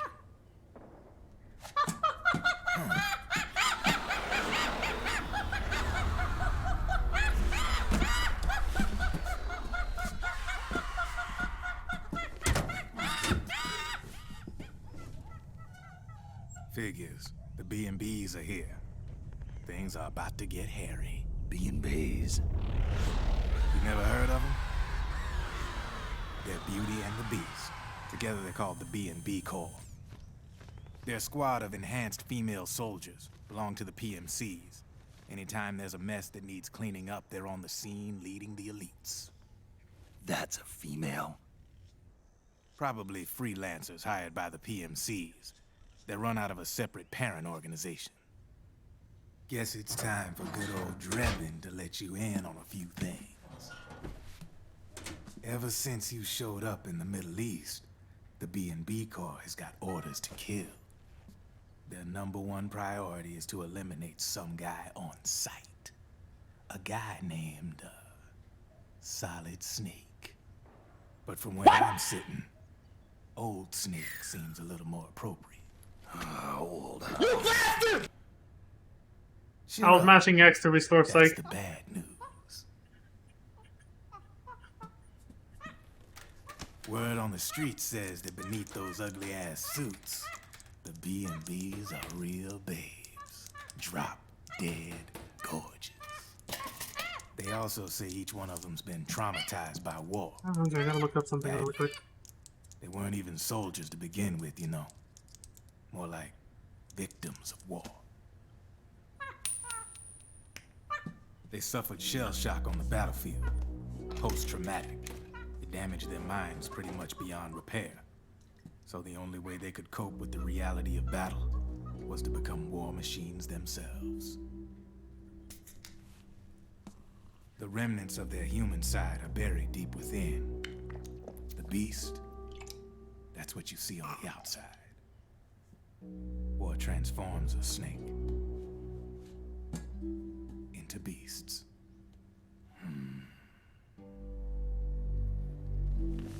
I like that this game kind of brings back a little bit of the focus on post-traumatic stress disorder and the effects of war on human psychology. Something there I'd already touched on that shell, something human back in Metal Gear 2 with Grey Fox. Fragile, scarred heart. Without a shell to protect it, it's like the yolk of an egg. Word going round Well, more like Metal Gear Solid, flesh and but blood same bodies character, can't Grey Fox. survive in the open for more than a few minutes. And they've been convinced that by killing Snake, their minds will be cleansed.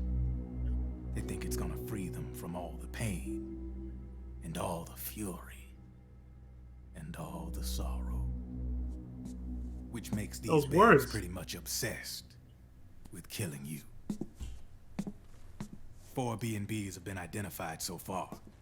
The one you just saw was Raging Raven. There's also Laughing Octopus, the master of mimicry, and Crying Wolf. She runs on 4 legs. And finally, the mistress of mind control, Screaming Mantis. Mantis? Yeah. There used to be a guy by that name in the US military. A Russian psychic. He could control people's minds. Oh. I guess she inherited the title. She keeps the other B&B's minds in check with her powers. Definitely a Psycho Mantis reference. Raven. Wolf. Mantis. You got it. They're the Snakehound unit, and they've got you in their sights. Shit.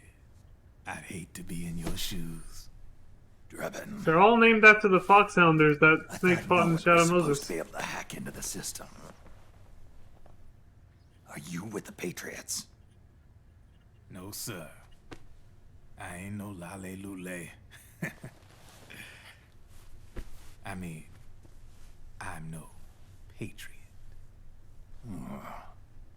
You can say Patriot. I guess that means you're clean, right? The nanomachines I got in me are different from the military kind. No speech restrictions for me. What the hell are these Patriots? God, it's the nanomachines have literally turned this world into 1984's. They're the law of this world, created over the course of history. They're what holds this world together, keeps this whole mess in check. Thought control, speech control. The Patriots are America, the world's greatest military power. They are the war economy. Which makes you and me just cogs in a much grander schematic.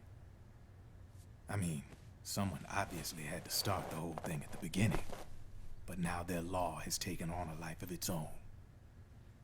A life of its I own. wonder if I'd hit that flashback sooner, would we have heard speech in that The flashback? country, the war economy, it ain't run by I'm trying to look up something last minute. It's run by the system. No need for high-level decision-making authority.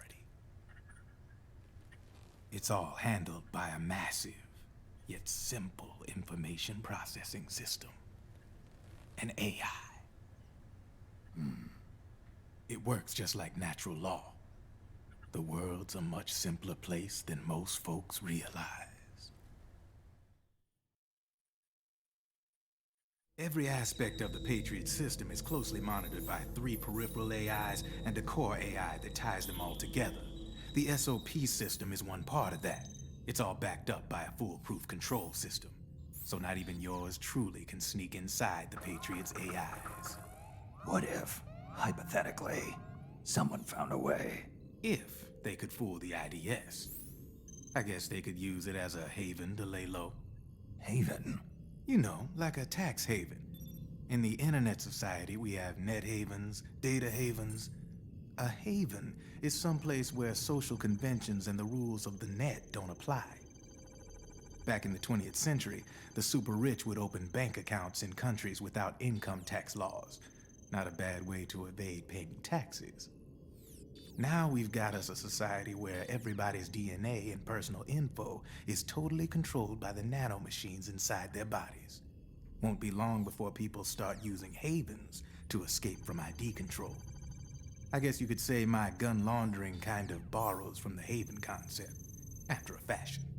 Even so, Good luck finding a way to access the Patriots' AIs from the outside. It's absolutely impossible. No chance in hell. Like I said, there's no breaking into those AIs from the outside. But Liquid's got something in mind. You sure there's no way?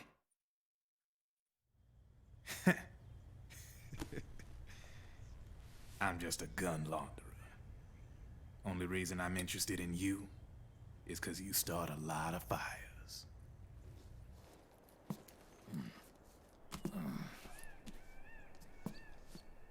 All right then. You need me? Just give me a ring.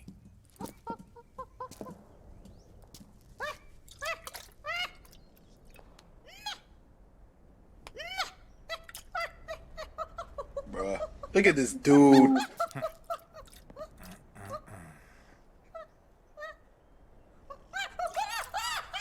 Go on. Get your ass back inside. Now!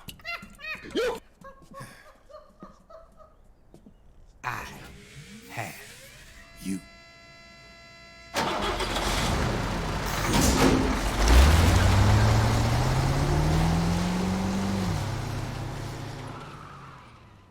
Well, I looked something up because I feel like I missed an item, like in the mission briefing, even though I checked that whole plane up top to bottom.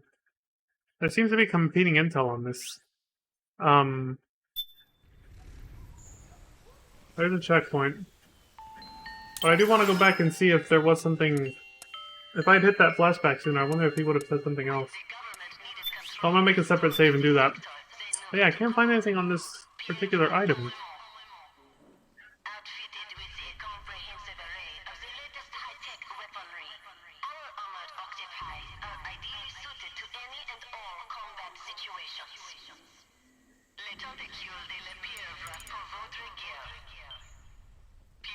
Let me overwrite this.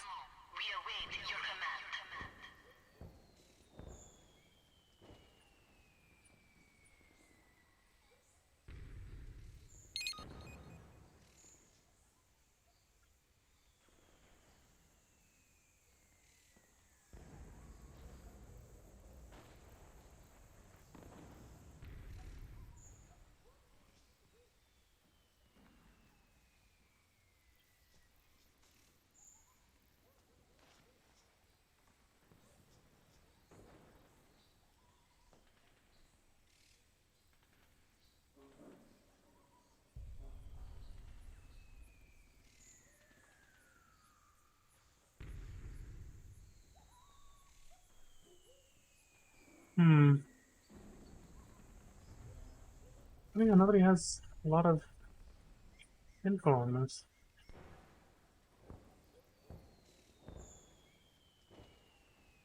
Maybe I'll just use Google for this question since the cutscene's over and I don't want to take too much time on this.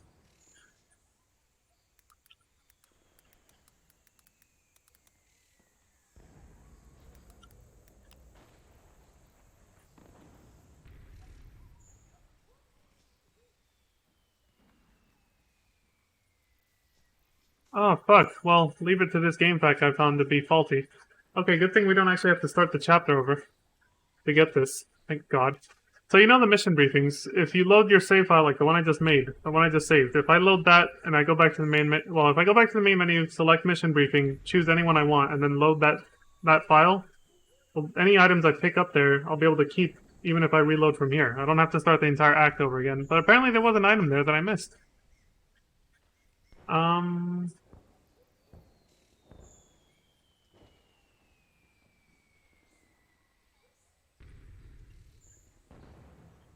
Yeah, everybody's saying it was apparently behind...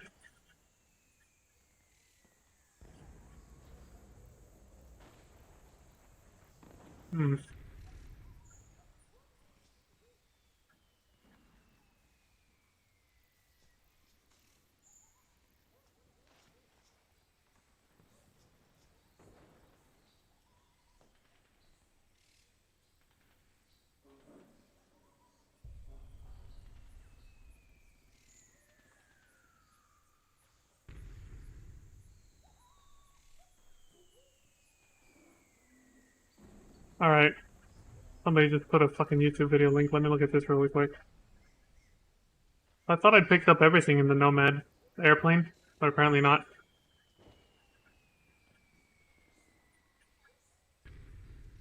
I'll definitely have to make a separate save file for picking it up at a different time, though.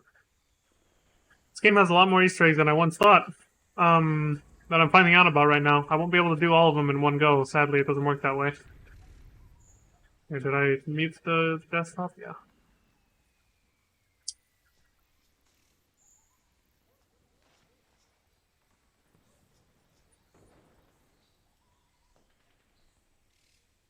Oh, these are...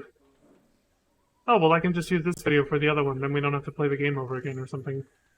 That works.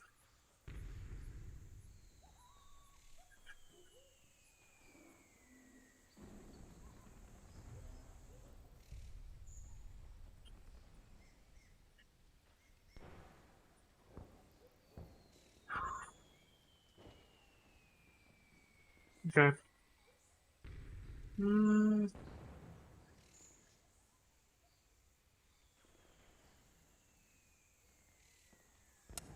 Yeah, I just saved. So let's try it. I'm gonna go back to Act 2. We're not gonna sit through the whole thing. I'm just gonna look for the item I missed. I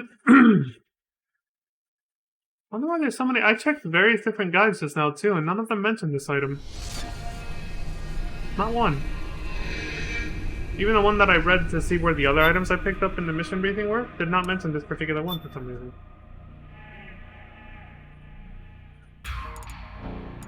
Oh yeah, so yeah, load this. So that it goes here when I finish. Let's see if I can find it this time. You can't find it in Act 1's mission briefing. But you can find it in this one.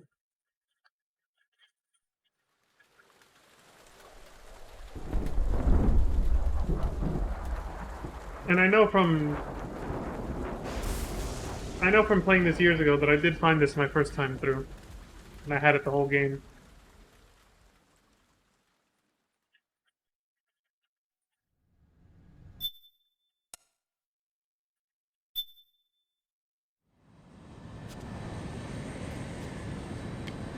Right.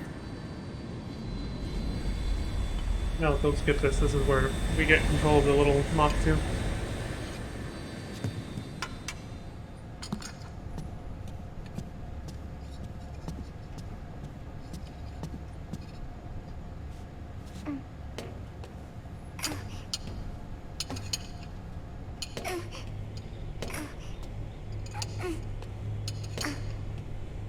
There it is! It's right in front of my face!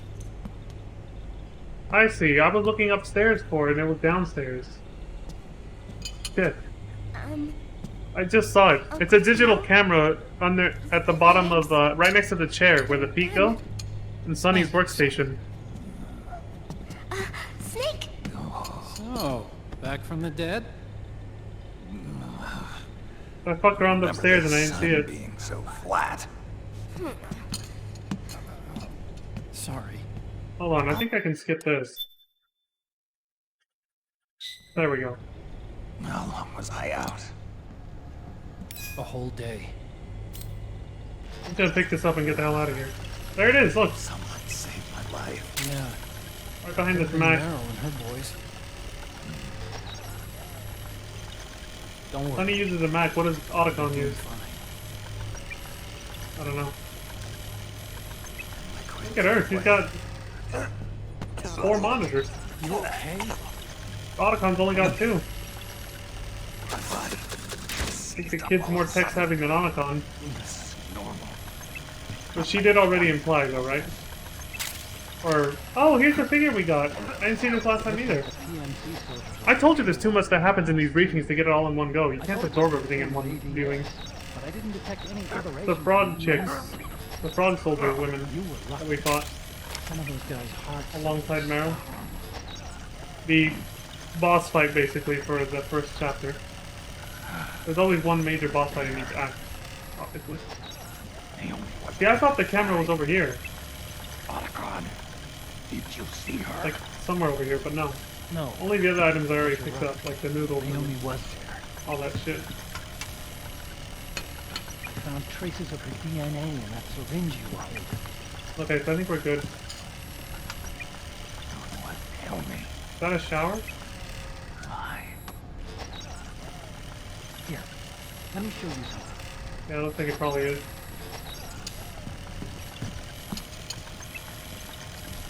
Right after it all happened, I got a video made.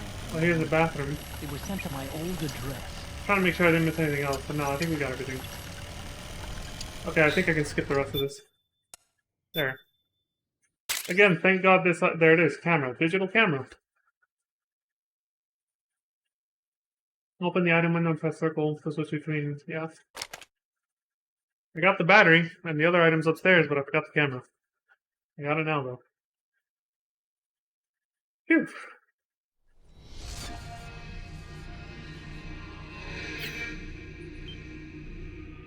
Yes, give me the camera.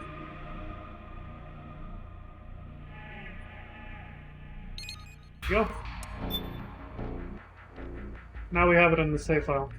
Before we continue from here, I know we got a checkpoint and I saved and right there after Drebin. Where is the previous save file? I wanted to see, because since I was distracted looking for this on GamePacks, I did not hit the flashback fast enough, I think, and we didn't hear some of the dialogue, I think, for the flashback, when they were talking about the Patriots. So... I'm just gonna run, since I'm gonna reload the other chapter, the other save file anyway. I don't care about alerts right now. I'm just gonna rush straight there. I know I can survive with all this, so. Huh? Oh, what? It's you. Who? Oh wow, these guys really don't give a shit now. The dudes in the Middle East were a lot more. Hold on, I'm not gonna get myself killed like an idiot. Going that way. Careful. Over there. The dudes in the Middle East were more wary. Okay. They were like, "Hey, stop!" These guys are like, "Oh, it's this guy. He's here to help." Still just an easy mode exclusive thing, by the way. If you're gonna play this, don't think that they'll see you as allies automatically if you're playing on normal. That's a liquid easy thing only. Just giving that disclaimer right now. Oh yeah. Let me double check and... oh, wrong save file. Never mind. I was gonna double check if I had the digital camera, but I can't. I can't until I load the right file up. Fuck you.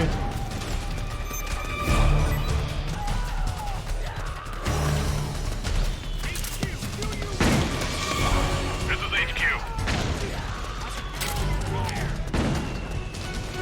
Can't spare any reinforcements. You'll have to make do.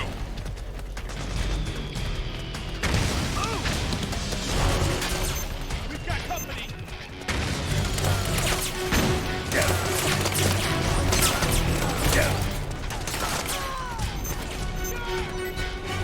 Yeah, if you don't care about trying to go for no kills and no alerts, specifically no alerts, you can rush through this game very easily, as you can see. They didn't even get close to killing me. If you're playing on easier difficulties. Even on higher ones though, I'm pretty sure there's probably players who are so fucking good they can just rush through everything like that, and not get caught, or killed at least.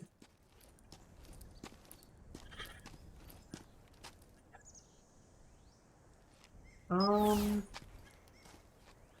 wondering if I can skip the first portion of this. I don't think I can, though.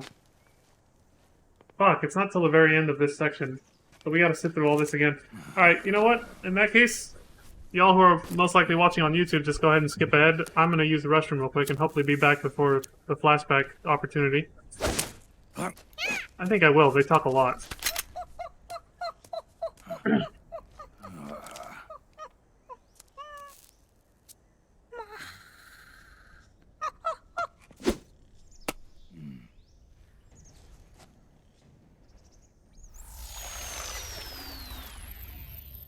Yo, over here.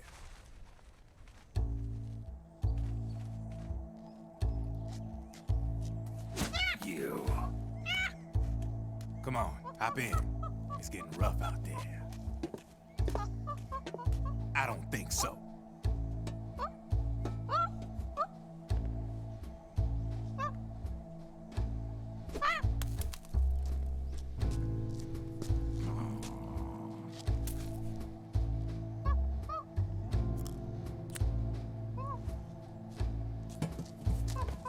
We meet again. You've been following me. You seem like an interesting guy, so I decided to check you out. Sit down. lot of legends about you out there in the intel community. Especially in the CIA. You know those nanomachines I injected you with back in the Middle East? They let me track your location.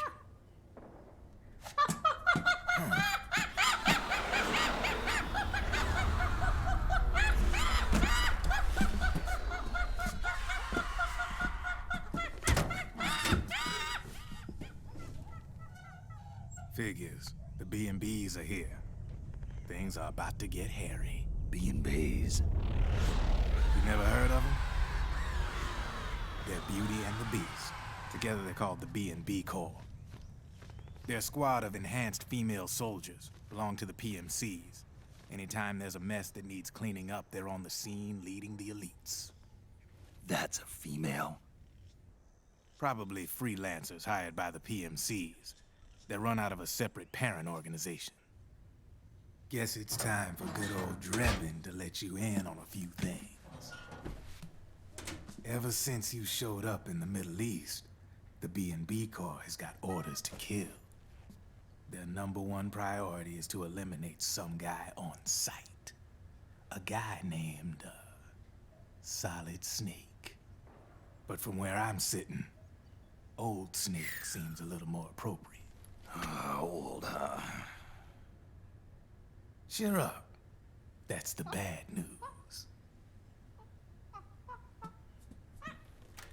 Word on the street says that beneath those ugly-ass suits, the B&Bs are real babes. Drop dead gorgeous. They also say each one of them's been traumatized by war. Badly. They weren't even soldiers to begin with, you know. More like victims of war. They suffered shell shock on the battlefield. Post-traumatic. It damaged their minds pretty much beyond repair. So the only way they could cope with the reality of battle was to become war machines themselves. The remnants of their human side are buried deep within. The beast, that's what you see on the outside. War transforms a snake into beasts.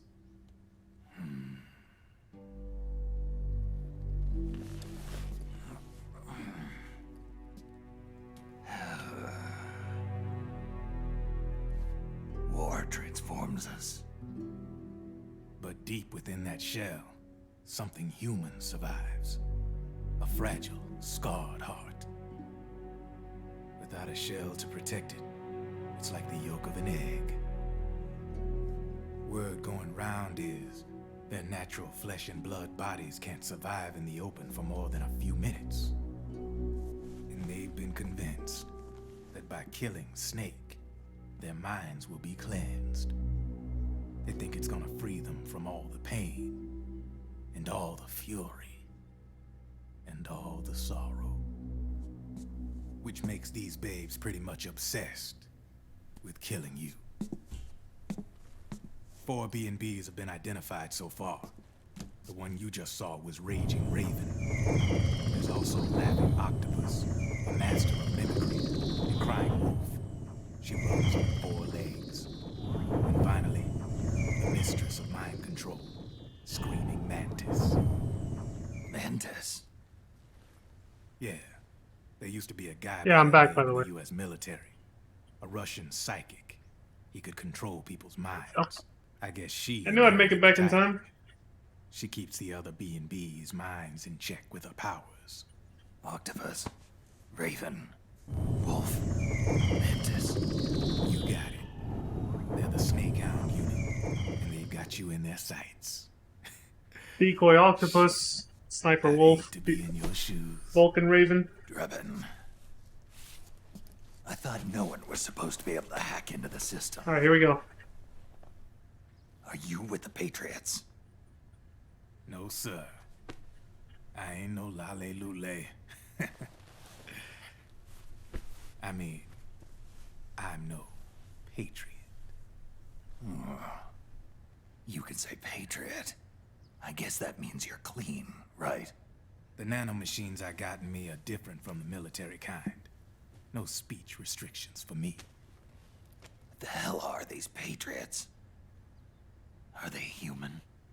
Not anymore, they ain't. They're the law of this world, created over the course of history. They're what holds this world together, keeps this whole mess in check. We are formless. We are the very discipline and law that Americans invoke so often. I know I missed something. The world's greatest military power. Yeah, I was like, I knew there was supposed to be dialogue there just because of... I just felt it. I was like, hold on, that flashback didn't seem quite right. Why would it just show images of the fake colonel in the codec screen, right? No, it was... It's because I was too late last time when he first mentioned the Patriot. I didn't push X fast enough because I was over here distracted by... still trying to find out where the digital camera was that I missed. I was like, hold on a second, I should have the digital camera by now. Let me look for it, and then I missed that shit. Alright, so that was it. It was just the flashback of when they revealed themselves to Raiden and told him everything about what the whole Big Shell incident really was. It was just an orchestrated performance to test out, to complete the SOP system. That's basically what that was. The Sons of Patriot system that we're seeing here being used to control the mercenaries, the PMCs, and soldiers and people everywhere, that's the system they were developing to control information flow in Metal Gear Solid 2. They just needed to tie up some loose ends to collect some last minute data, or rather to test and see if it could actually work right in their own way with what they did in the Big Shell incident. They said the experiment was a resounding success, that they were able to create a program essentially that could account for and resolve any possibility, even in the most extreme circumstances, which is why they recreated the Shadow Moses incident as best as they could, because it was such an extreme situation that Snake would put through. And then they put Jack through it, through the Big Shell, and then they saw that it worked. Everything played out exactly how they wanted it to, even with an unknown variable, which was Solid Snake appearing. They did not count on Snake and Otacon being there, and yet things still went exactly how they wanted. Solidus getting Arsenal and everything else that happened in MGS2, they're like, everything worked out exactly how we wanted anyway, so it works. So that's when they completed the SOP system, basically, and 5 years later, here we are. They're using it to control soldiers on the battlefield in this war economy. But yeah, it's a nice detail they harken back to. It's like they were already hinting at the fact that they weren't actually human. He said, we are formless. We are the very law and whatever else he just said that you Americans like to invoke so much. So even before you beat Metal Gear Solid 2, if you pay attention to that detail, they're already telling you, they're not actually people. Like, the ending, right, where they suddenly realize, oh yeah, the date on the disc, these people are all dead. How long have they been dead? 100 years. They died 100 years ago, and Snake's like, what the hell? They were already hinting at it before you even get to the post-credit scene in MGS2, just from that conversation. That the Patriots weren't just going to be the 12 wise men, or whatever that, Solidus, Liquid, and everyone else wanted to get the names of. But anyway, we saw the rest of this, so I'm just going to go ahead and skip. I just wanted to see that flashback of what we missed. Of the Patriot system is closely monitored by 3 peripheral AIs and a core AI that ties them all together. The SOP system is one part of that. It's all backed up by a foolproof control system. So not even yours truly can sneak inside the Patriots' AIs. What if, hypothetically, someone found a way? If they could fool the IDS. I guess they could use it as a haven to lay low. Haven? You know, like a tax haven. In the internet society, we have net havens, data havens. This is an important plot point for later. It's a place where social conventions and the rules of the net don't apply. Back in the 20th century, the super rich would open bank accounts in countries without income tax laws. Not a bad way to evade paying taxes. Now we've got us a society where everybody's DNA and personal info is totally controlled by the nanomachines inside their bodies. Won't be long before people start using havens to escape from ID control. I guess you could say my gun laundering kind of borrows from the Haven concept, after a fashion. Even so, good luck finding a way to access the Patriots' AIs from the outside. It's absolutely impossible. No chance in hell. Like I said, there's no breaking into those AIs from the outside. But Liquid's got something in mind. You sure there's no way?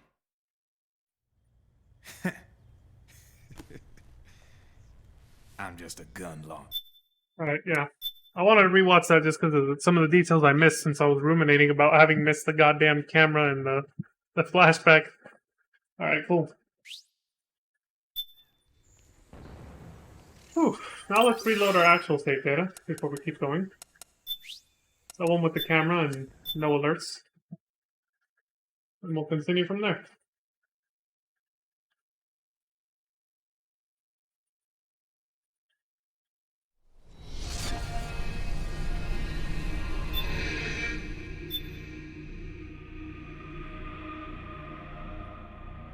This one.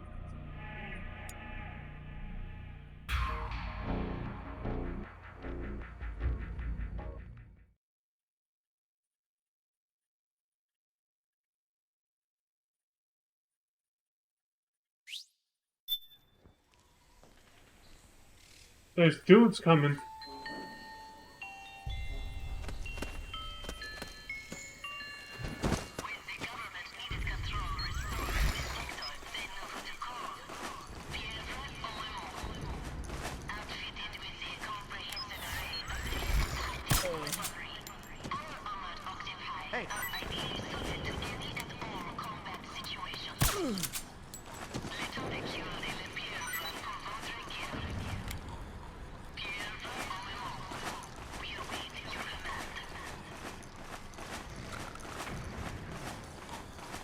I think the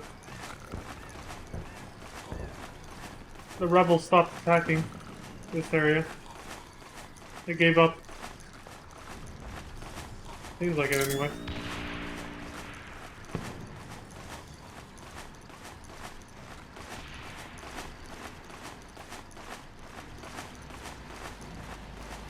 I think the dudes come in here.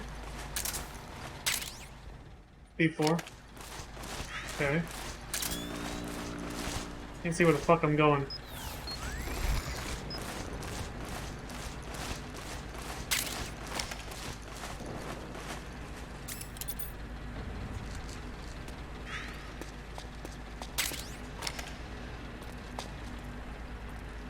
Huh? Who was that?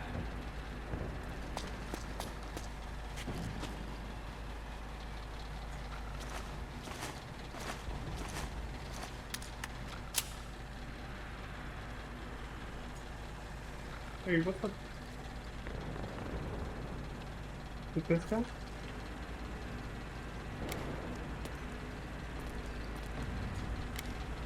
There's nobody here. Huh? Who was that?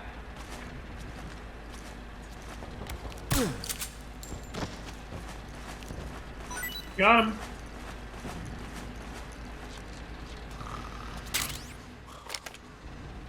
The MP7.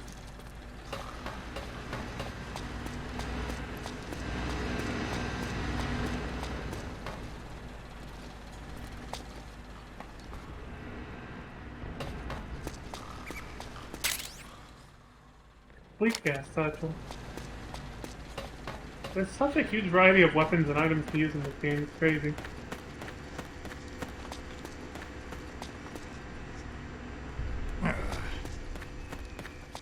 Alright, I don't want to risk going back further and getting caught just to look for items. I just wanted to check out the power station really quick. I think we found everything we're going to get here.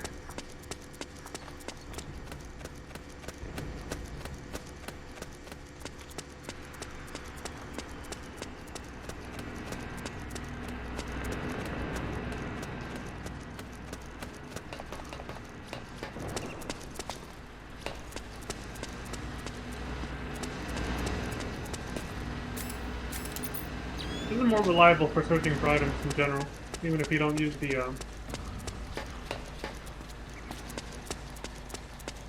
Or like, this is more reliable than this.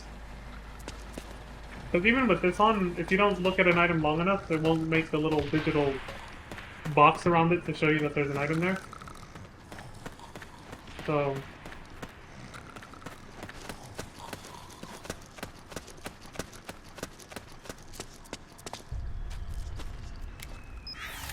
Climb is a practice, guys. I might as well pick up his gun now.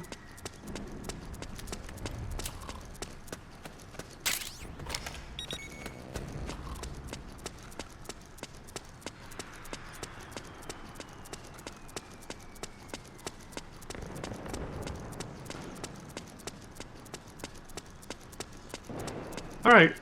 Oh yeah, I said I was gonna double check on the camera thing, right? There it is. The all-purpose camera. Look, it's even got the camo for this region. It's green. 1 MP MOD. A digital camera. Open the item and then press circle to switch scenes first and second person. Modes. In first person mode, use the R1 button on the controller with port indicator 1 lit to take pictures. In 2P mode, use controller with port indicator 2. Oh, you can use the second PS3 controller. So there's this, and then there's this. I do have another PS3 controller, but yeah, so you can take... Sweet! We got G-pose, boys! Ladies and gentlemen, G-pose. I like how I referred to 3 different groups of people. Boys, ladies, and gentlemen. Who does that? Who goes with odd numbers?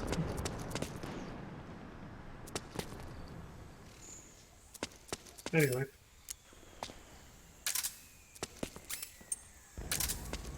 Alright, let's get the fuck out of here.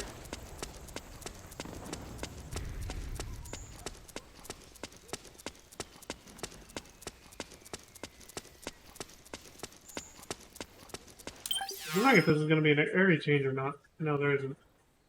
We got a ways to go. Right, really quick.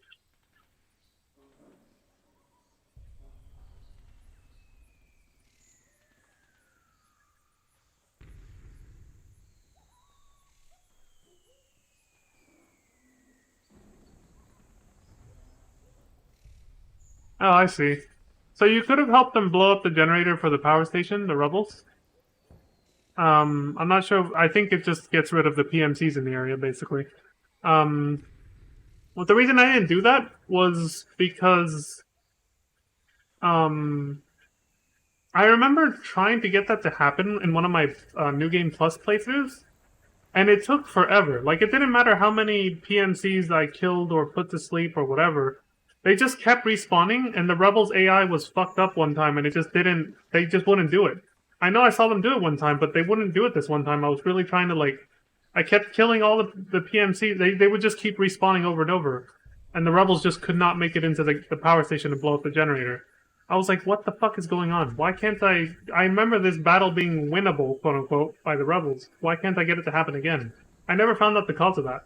But that's why I didn't bother with it now, because I didn't want to sit here and spend a bunch of time trying to get that to happen, and then nothing happens, you know? But it has to be done before the Drebin cutscene, basically. It would have gotten rid of PMCs in a huge chunk of this area and made it easier to sneak around, basically.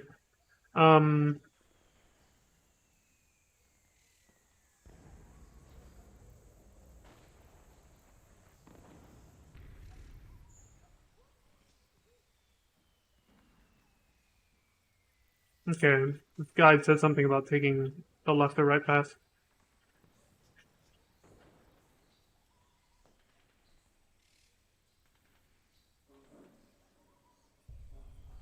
I did want to show that too. But it would take way too much time to go back. I feel. So. But yeah, so he said this guy that I'm looking at, because I wanted to confirm if it was just me remembering it falsely or if it was real. But no, yeah, the rebels can blow up the power station there, and then they're here instead of the PMCs. Then you can take the left path. You can still go that way now, but there's no PMCs the whole way. So it's a straight shot all the way to the left or the right. But if you go left, you can actually, you can sneak into the next area a lot more easily, regardless of whether you saw the power station blow up or not. So I'll just keep going. It is what it is. Because it will take too long if I reload the old save. Remember, I didn't have the digital camera either, so I'd have to go back and get that again. So, yeah.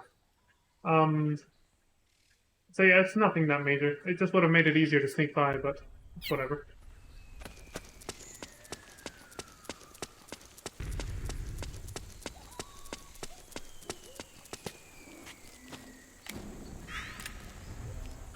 Hey. Hey.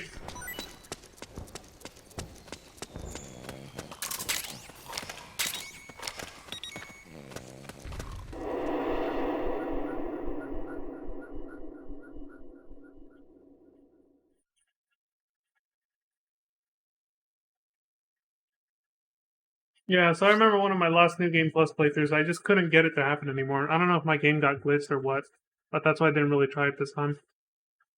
I just couldn't get them to blow up the power station. I was like, dude, what the fuck? Why won't they do anything? I was like, this happened in my first playthrough, why won't they do it again? I don't know. It won't happen.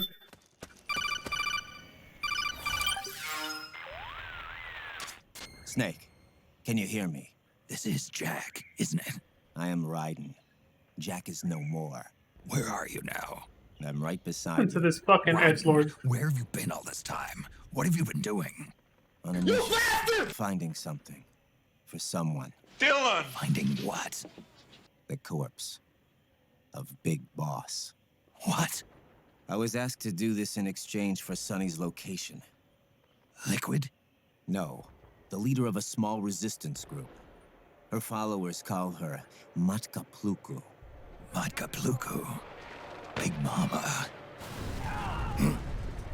We'll finish this later. I'll follow your trail and catch up with you.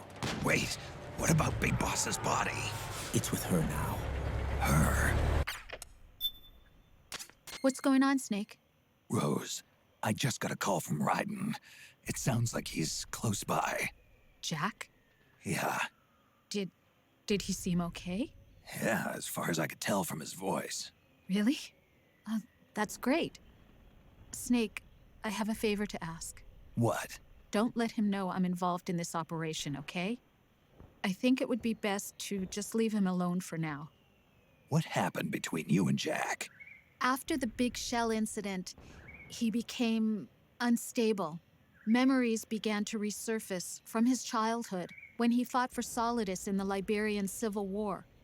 And in the midst of all of that, the baby we had together, it hadn't even been born yet.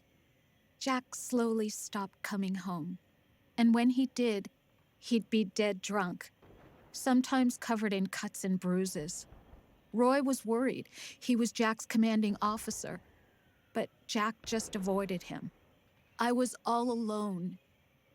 And Roy was so kind to me. He's the one who encouraged me to become a counselor. I know it sounds like I'm making excuses, but I needed to get over it. To move on with my life. I'm worried about him, of course, but I'm also afraid of him. All right. I'll keep my mouth shut. Thank you, Snake.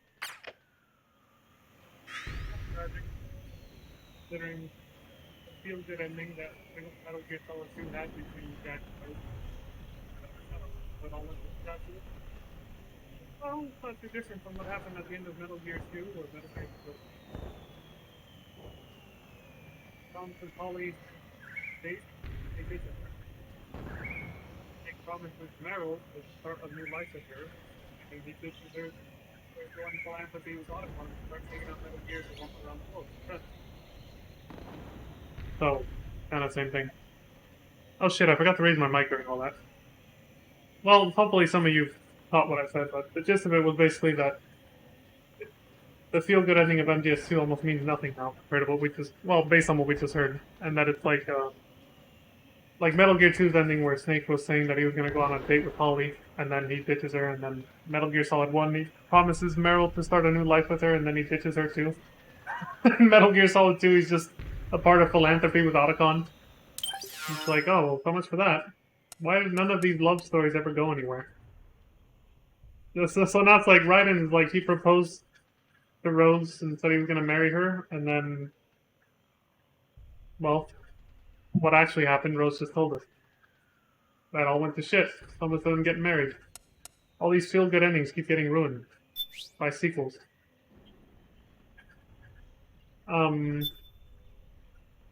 We just hit a checkpoint, so I'm obviously gonna save again. Yeah.